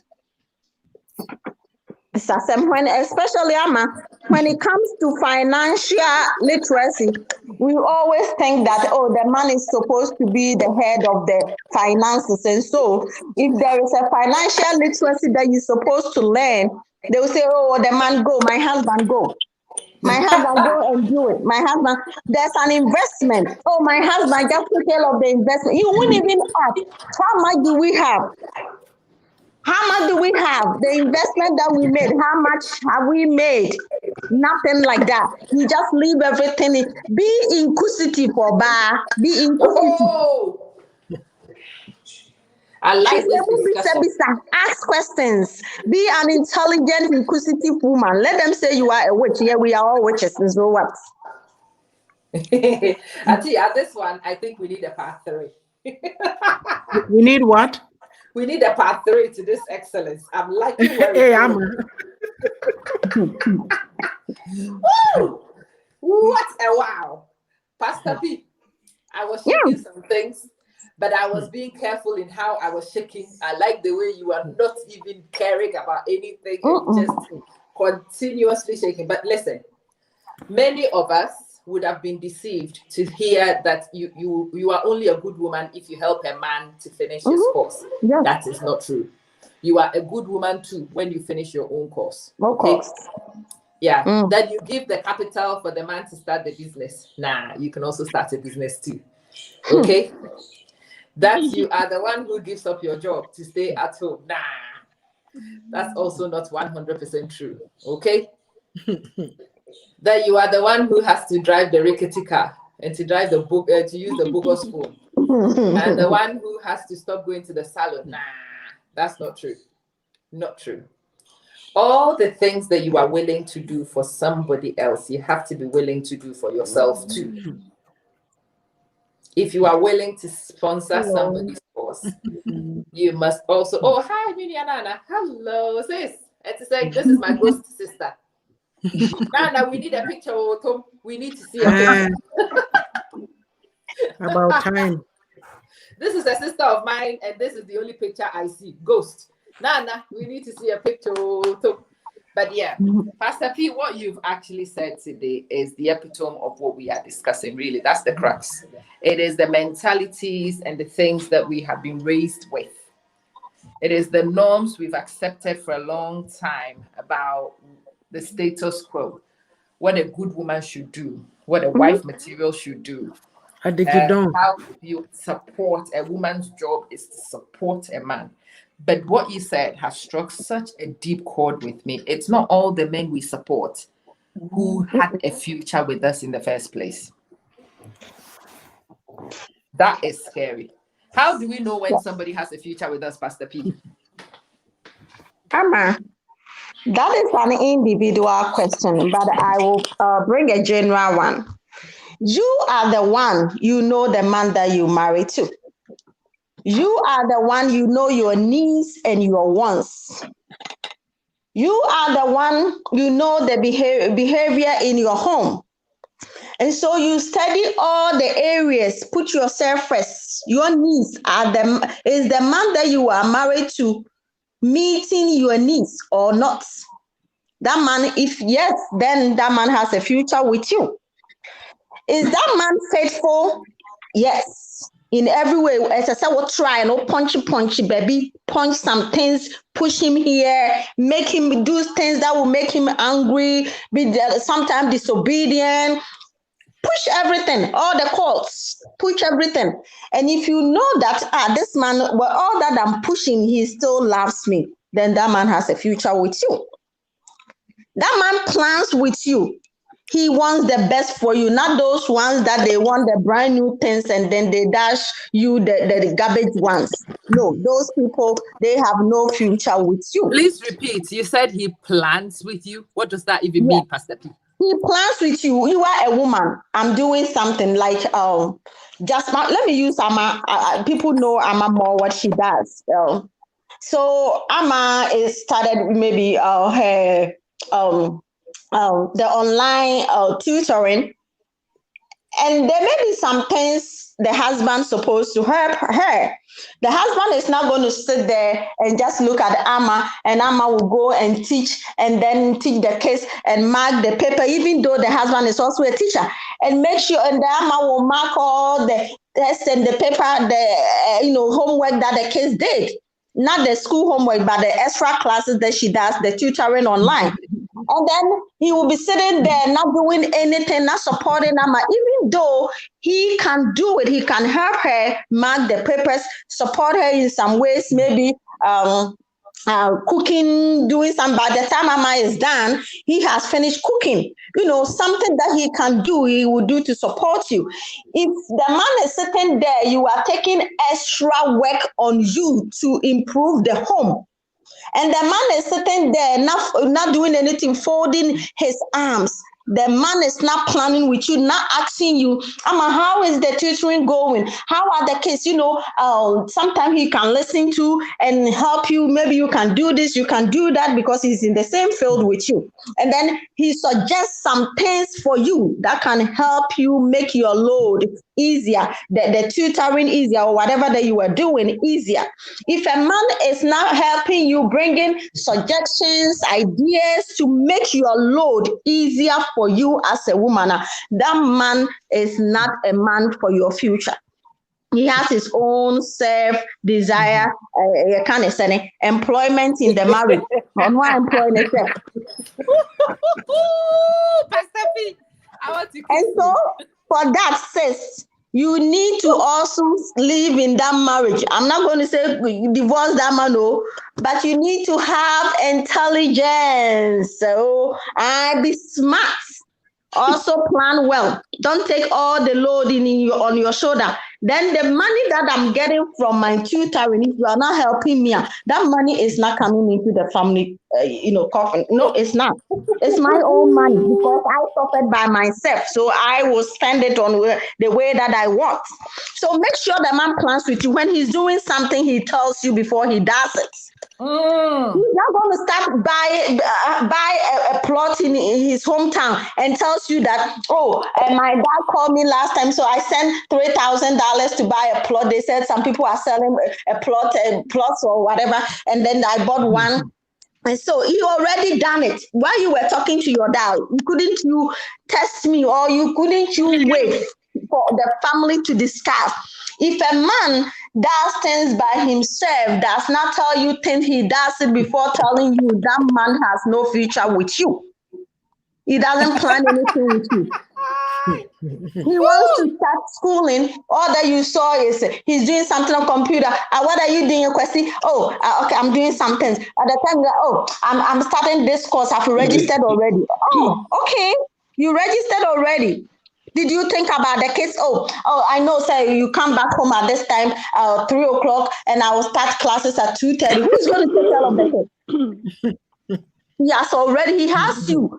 If you see that a man has you, he does not have you on his calendar, his plan, his daily activities. He goes out when he wants. He comes in when he wants. That man has no future with you. He does not plan anything with you. God bless you, Nana. Pastor P, you are shaking some rocks. We have moved from trees. Now you are shaking rocks. You are shaking some deep-seated rocks. So listen, if somebody is doing things and presuming that you will offer support, and the person is not consulting you, and the person is making decisions like a single man, and he Mm-hmm. is single, sis. He is Mm-hmm. single. Married men don't decide on their own. Mm-mm. Men who want to build a future consult with their partners. They make decisions together, sis. They make decisions together. They don't dump surprises on you. They don't. And in fact, when he brings his own plans, he often asks you what your own plans are. Mm-hmm. Yeah, what do you want to do? Amma, what are your plans for Saturday? Will you be available to babysit the kids? When he begins to assume you have nothing to do with your life and he works and he leaves everything onto you, sis, beware. Watch carefully. Be Yes. very careful. Yep. Pastor P. Yes, dear. Yes. Phew, I am still Yes. breathing in deeply. Let me go and get some reactions. Antia, please, reaction. No, I agree with all that's being said. You're kind of saying you need to be alert and take decisions for yourself because you're a human being. You need to also grow yourself. Like a lot of women are caught in, oh, mikunu, aware. Like it's like a banner that they are waving, but they forget to develop themselves too. You are on this earth. What do you want to be? Where do you see yourself in 1 month, 2 years, 4 years, whatever? But we are not, we are too, I think so the condition, I'm lying. It's just too much because even when you're a woman and you're trying to do these things, they call you names. Yeah, Yeah, They they that's call something do. I said. Or they will tell you why a witch or about yeah. before. They even Mm-hmm. they even they even go and insult your husband and say that he's browbeaten. Kotoboku. Yeah. Like yeah, because people don't know how to handle strong women, so they'll say make all these negative Yes. comments which are not Yeah. far from the truth, but they have to say something to make them happy in their so they can wallow in their unhappiness because they Auntie, refuse. do you know Mhm. that strong women make a happy home? Oh, absolutely. Absolutely. Yeah. Yes. If the man will understand them and work with them, Hmm. yes, they make the best home because they have a lot of knowledge. Their mind is like running like this. They have solutions for everything. Oh, yeah. Yep. Oh, yeah. And the funny thing is, it's stupid men who compete with their wives.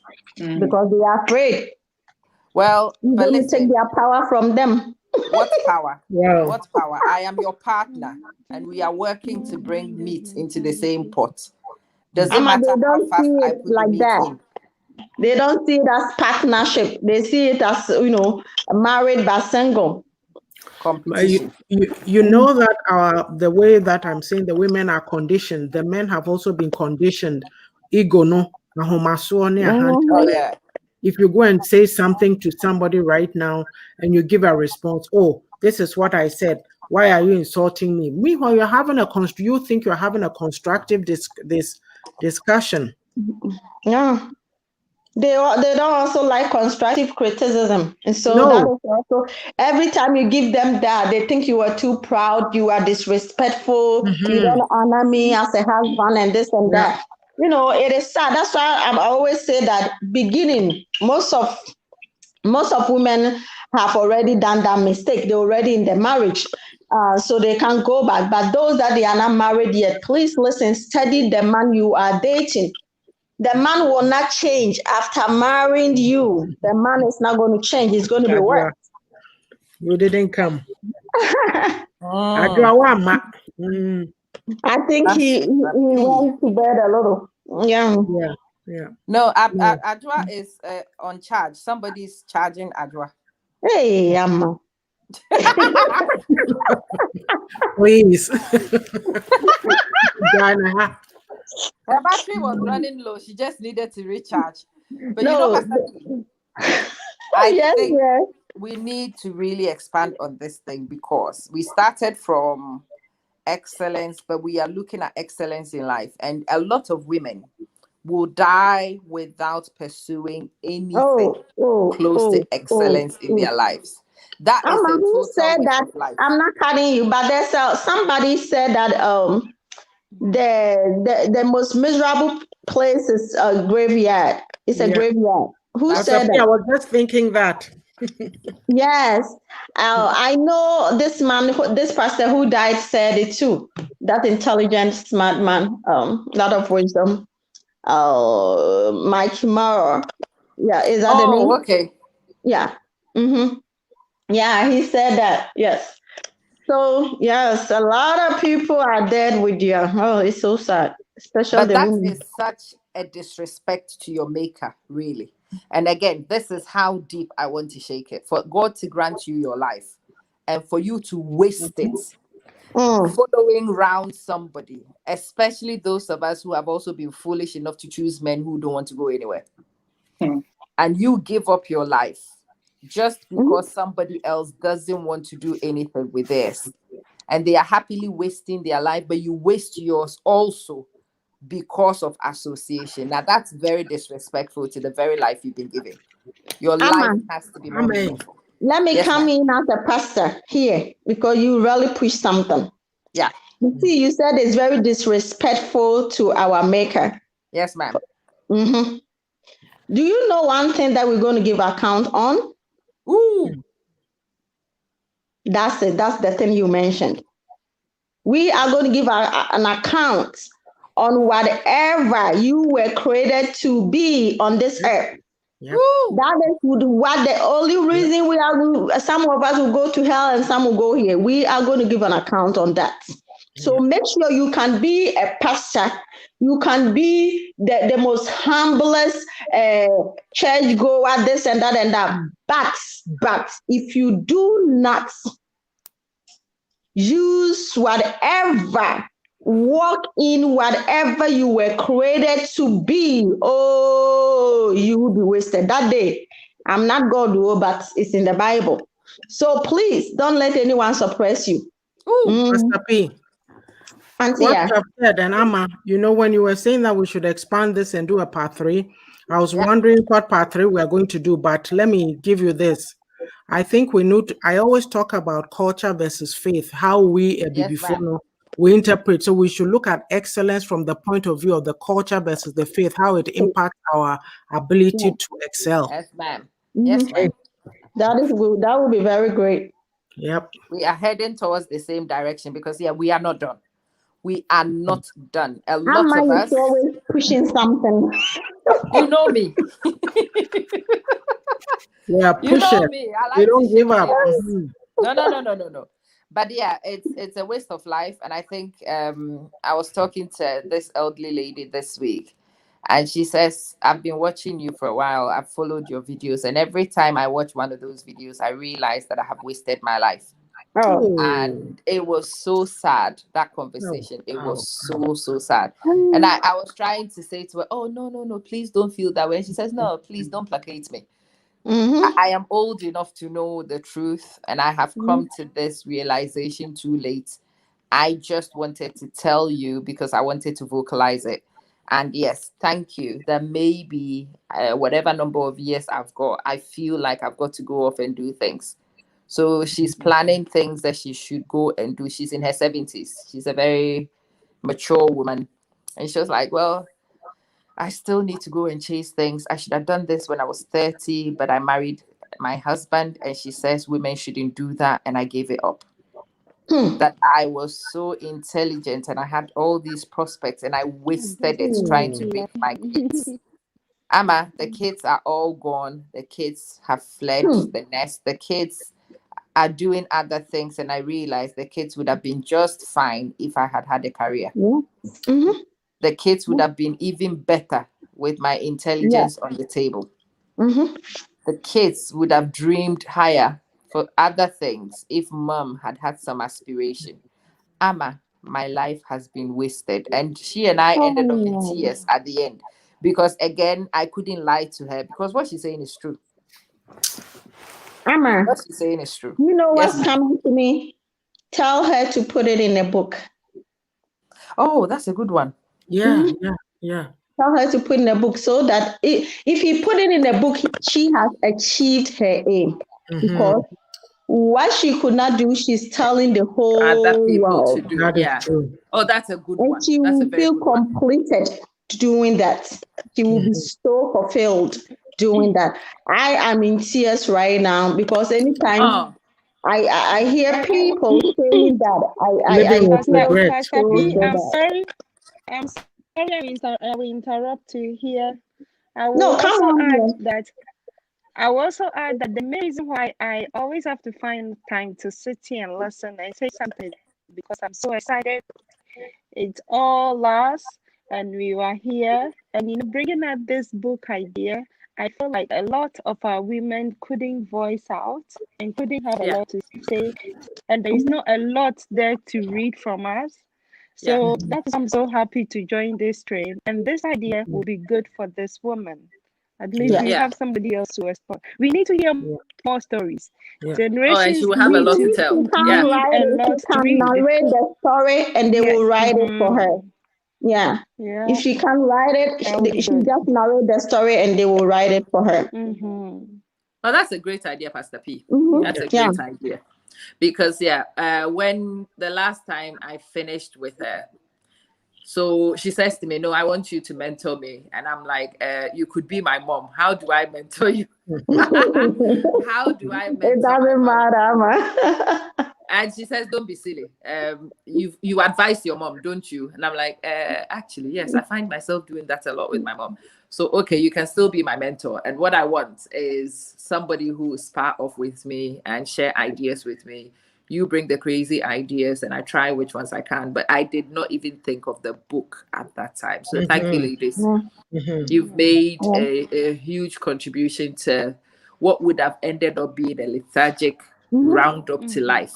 Because the kids are gone, and she was telling me the marriage itself, now she actually resents the man.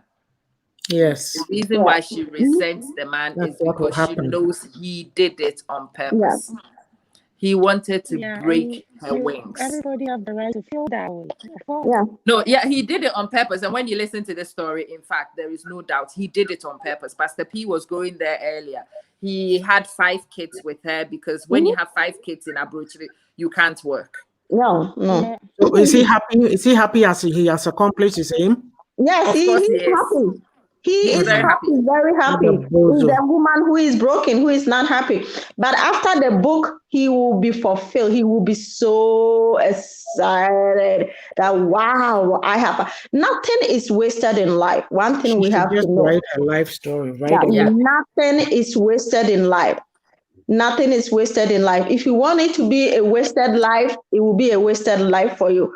But we can bring roses out of thorns. Oh, We that's can so bring true. I roses out mean, of this thorns. book idea will make all her experiences worth it. Mhm. Yeah. Yes. That will be her journey. And I think those of you who watch my page this afternoon, I shared a picture of me doing a calabash drum session. And it was part of a session I was doing with somebody else. I shared it and I said to her, well, the woman I've become today is a result of many things. Sometimes when you hear me speak, you wouldn't know that I used to dance and I used to do public appearances and drum. But my self-confidence and my ability to hold a crowd and Rama, engage let people me comes teach from you that. music and dance. Why? It was my subject I taught too. You did. I taught music and dance too. Life is so interesting, isn't it? But yeah, there were a lot of people who came back in my inbox. Well, I didn't know you could drum. And I'm like, really? I didn't know that you could dance. Yeah, I've been in the performing arts for a while. I'm a scientist, but yeah, I'm a scientist with a mother who wanted to round me. I wanted All to go, and right, all these things, as silly as it sounds, being able to stand in front of a crowd to recite a poem is stage performance, isn't it? And it will bring you to being Yes. able to own a stage to present. It will work on your self-confidence. And what you see in a person's final outcomes is not always the full story of a person's journey. And those who are watching, those of you who are beginning to feel a bit lethargic, hold off. It's not a pity party yet. What was a negative path could actually be a beautiful outcome. Example, this book. Amen. The negative journey does not necessarily have to end in a negative outcome. That Wow. might be your story, your victor story in the end, to share your conquest. Have a look at the journey you are walking and see what could be done to it to make it more meaningful. How meaningful could your struggle be to the rest of us? Maybe your story shared in some way will inspire some of us, will correct some of us, and prevent some of us from walking the same path you did. And if you are able to do that for somebody, your life is definitely meaningful and it has a purpose in the grand scheme. Ladies, you humble me. You really do. And then you make me have sleepless nights. You know I'm not about to sleep tonight, right? My brain is all over the place. My emotions are all over the place. Yes, Antia. If you are not going to sleep tonight, let me give you more work. So for the culture, for the culture versus faith, and excellence discussion, next time around, maybe you need to listen to. If you go on the page, there's a pearly nugget. It's called "How Determined Are You?" Just have a listen. Some of it might feed the discussion. Yes, ma'am. I will definitely check that out. So that's the homework. That's my homework. I think everybody else will go and do that homework with me as well. So we all speak from the same place. But Sister Ya, I see you are also pensive. So it's not just me who's not going to sleep. Explain that look, please. What brings it on? No, it's ready for your thoughts. It's just I'm actually looking at my life and thinking back to stuff that happened and like things that I could share with the younger generation so they don't go into it. And one thing I was thinking about was when Pastor P said she actually gives the men in her life or coming into her life rules. Yeah. Yes. It's very important. And when they understand that, it's maybe 50% done. Things like that. I was looking in my previous marriage. Yes, I did do that, and he knew what to expect of me. I knew what to expect of him to some extent. But there are some conversations that we miss before going into marriage. What we tend to talk about is how many children are we going to have? Where are we going to live? Even if we do discuss them at all. But I think that if we go deeper and talk about what you said, Amma, like where do you see yourself? It's not just an interview question for a job. It's something that we have to discuss so that we see how we can help each other reach wherever that is on our mind. So that's what I was thinking mostly. And also the woman's story also made me sad. Yeah. Yeah. That's a sad one. It's a sad one, but thank you, ladies. Because of you, what would have been a sad story is already shaping up to something we could redeem. Yes. So it's not a pity party. The next time I have a session with her, we will be planning. We will be looking at how to make her life meaningful. So she could share her story and save a few more people from walking the same path. And if she's able to channel her life and do that one single act, what would have been a not so impactful life could actually change by that one action. And I'm so glad you brought it up. Thank you. Sister Amma, what are you thinking? Hit me. Feedback, please. Pastor P said a lot, but what I'll add to it, as we are talking, I said it, I'm saying it again, because I was asked. As we are talking, a lot are there. We didn't plan to get there. We didn't wish that we would have been there, but we have found ourselves there. So we find a way to plan together. The same way we didn't plan together, we have to find a way this time to plan together. Yeah. If you are listening to this conversation, I'm telling you to plan. It's everything has to be strategic. But at a point in time, we lost it. We forgot about all those strategies because we want life to happen, and life normally happens. So when life happens, you also must have. The funny saying they say, oh, when life give you lemonade, make lemonade. We can still make lemonade and more. You can still do lemonade and find something else to do out of it. And Or I've make a done that. business, run a bit. I always say run a lemonade business, get rich from it. Mhm. Yeah. I've been there, and that is why I can also voice out and say a little bit of it. We don't know who we are getting ourselves it, and we don't plan. That's simply because we don't take on to say, oh, if I want to get involved, especially if I want to get married, am I ready? Am I what are my expectations? Sister, yeah, just added to that. There is certain things we didn't say. At least she have a plan, but it's just that she didn't say anything. My, on the other hand, I don't think I even had a plan. I even have a question that what should be the next or anything. Meaning I wasn't planning. I'm blaming myself that I did not plan. So if you find yourself in this corner whereby you didn't plan it. You wasn't even thinking that it could happen to you because I wasn't thinking these are what I'm going to face, but I ended up facing it anyway. So I will say, if you find yourself like the way I did, if you wasn't expecting and it's hit you, you have to find a way to plan and find a way to excel, find and succeed. It's all about you, and Fantastic. it have to be you. Thank you. Mhm. Thank you, sis. Pastor P, let me come to you for your final words, and then I'll go to Antea. All right. My final words are we should always be thankful. We should always be thankful and we should always show gratitude.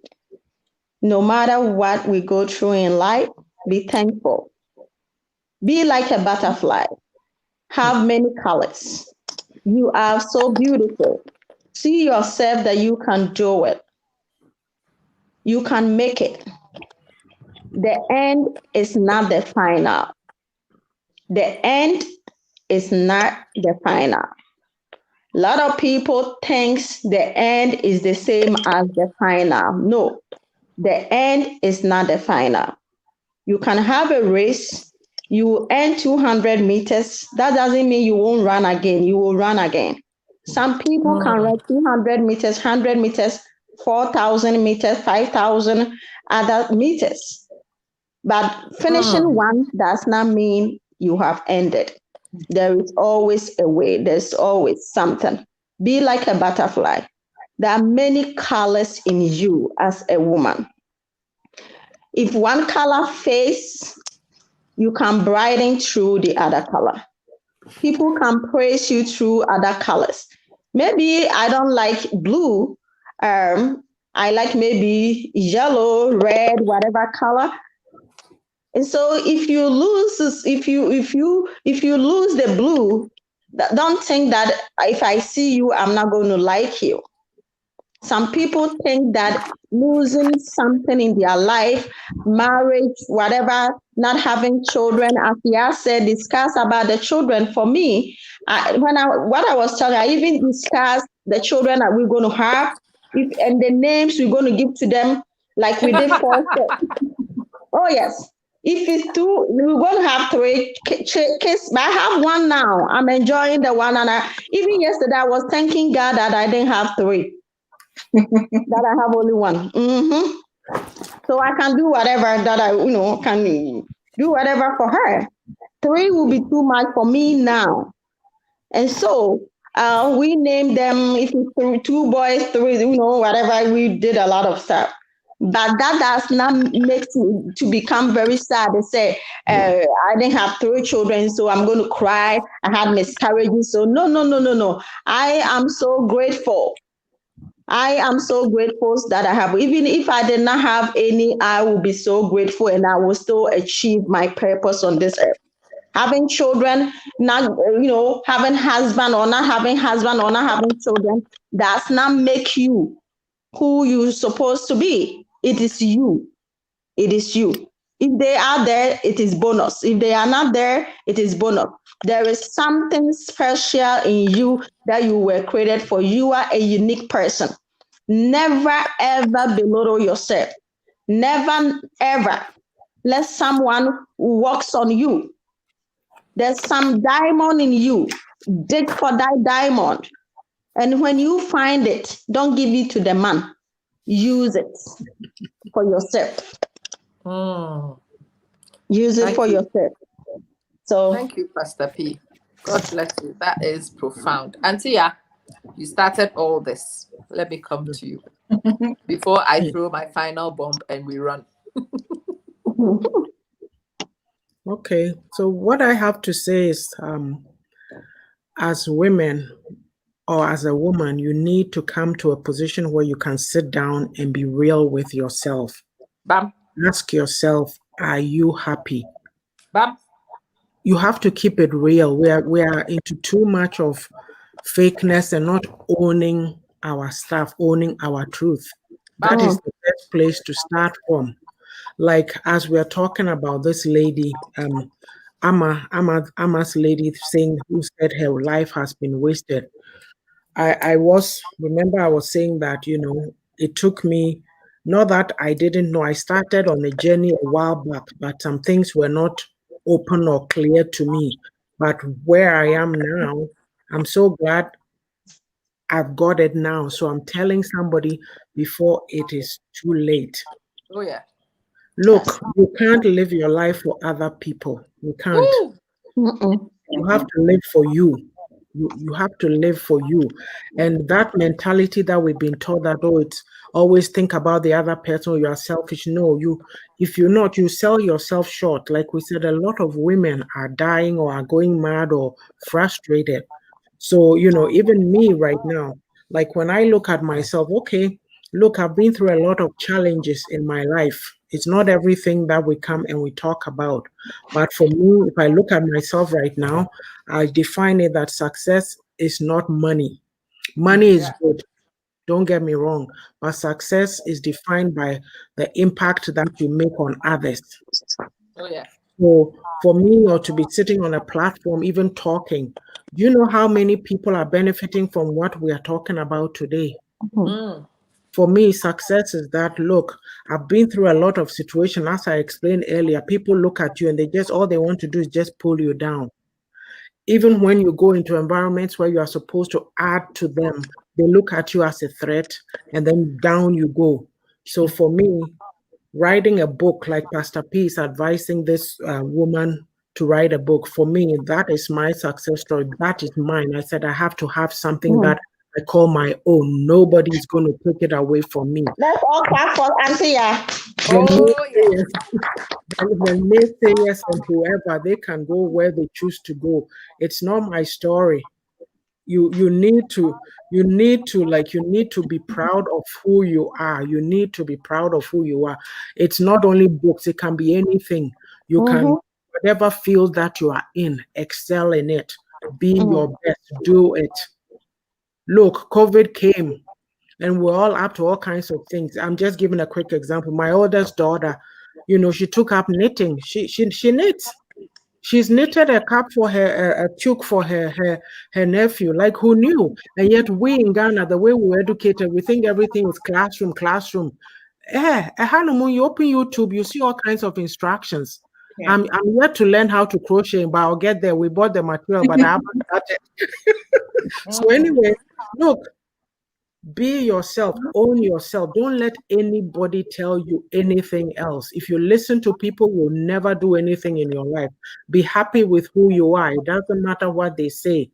Yeah, it gets lonely, but when you get to the destination, there'll be You people will there. find company there. Yes. Exactly. You Thank you. know, from my end, I also want to raise this thing again. I think, like Pastor P said, many women, when your life finally comes to an end, you will realize you've been an idiot. That you have devalued your life and you have upheld somebody's life above your own. A life is still a life. Your husband is a life, and so are you. Are you? His has value, and so does yours.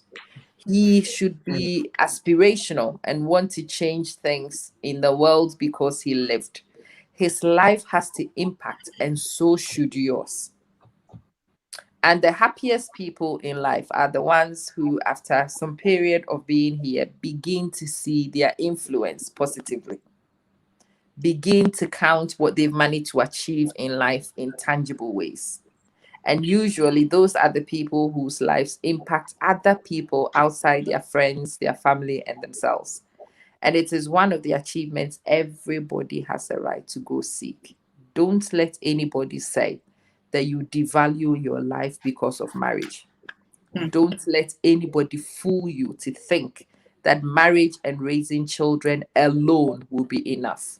Because I shared this thing last week to my page. It was an elderly lady, and she said that she'd raised her kids, and now she's lucky if she gets a phone call once every 6 months, Mhm. because the kids are holding their own kids. The kids are building their own lives. Yeah. And yes, she had given everything up in order to raise her kids, just as we've been told good women do. But there are many good women, like this client of mine, who get to their twilight years and find that their life has been wasted. And it will be one of the greatest pains in life to find yourself in that position. So please don't wait until that happens. Pursue excellence for you, change dimensions, push boundaries, and build possibilities so that when you get to your twilight years, you have satisfaction on your face.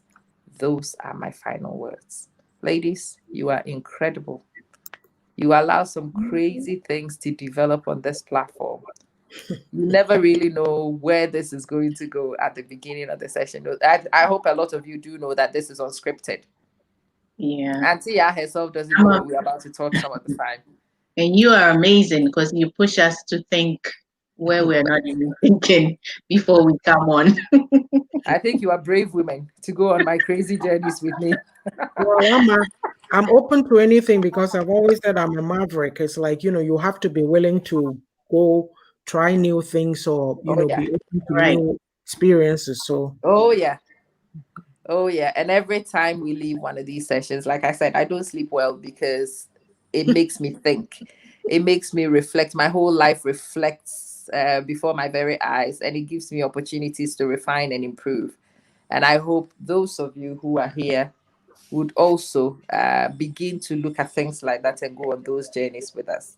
Thank you so much. And yes, we will have a part three of this, and we will look at faith and culture. Like Auntie Ya said, you have any suggestions, please do shoot them to Auntie Ya. And please don't come and watch us next week if you've not bought a copy of the book. We are not bloggers on this page. We are working with the book. Go and order the book, request the pages so we tell you and you have it. Read it with your loved ones, have your own side discussions, share those with us so we can see how deep you take your conversations. And thank you, Antia, for writing this incredible book and allowing us to be able to do these conversations around the book you've written. mhm. Bless you, everybody. See you again next week. Thank Bye. you all for joining us. God bless you too. God bless Bye. you all.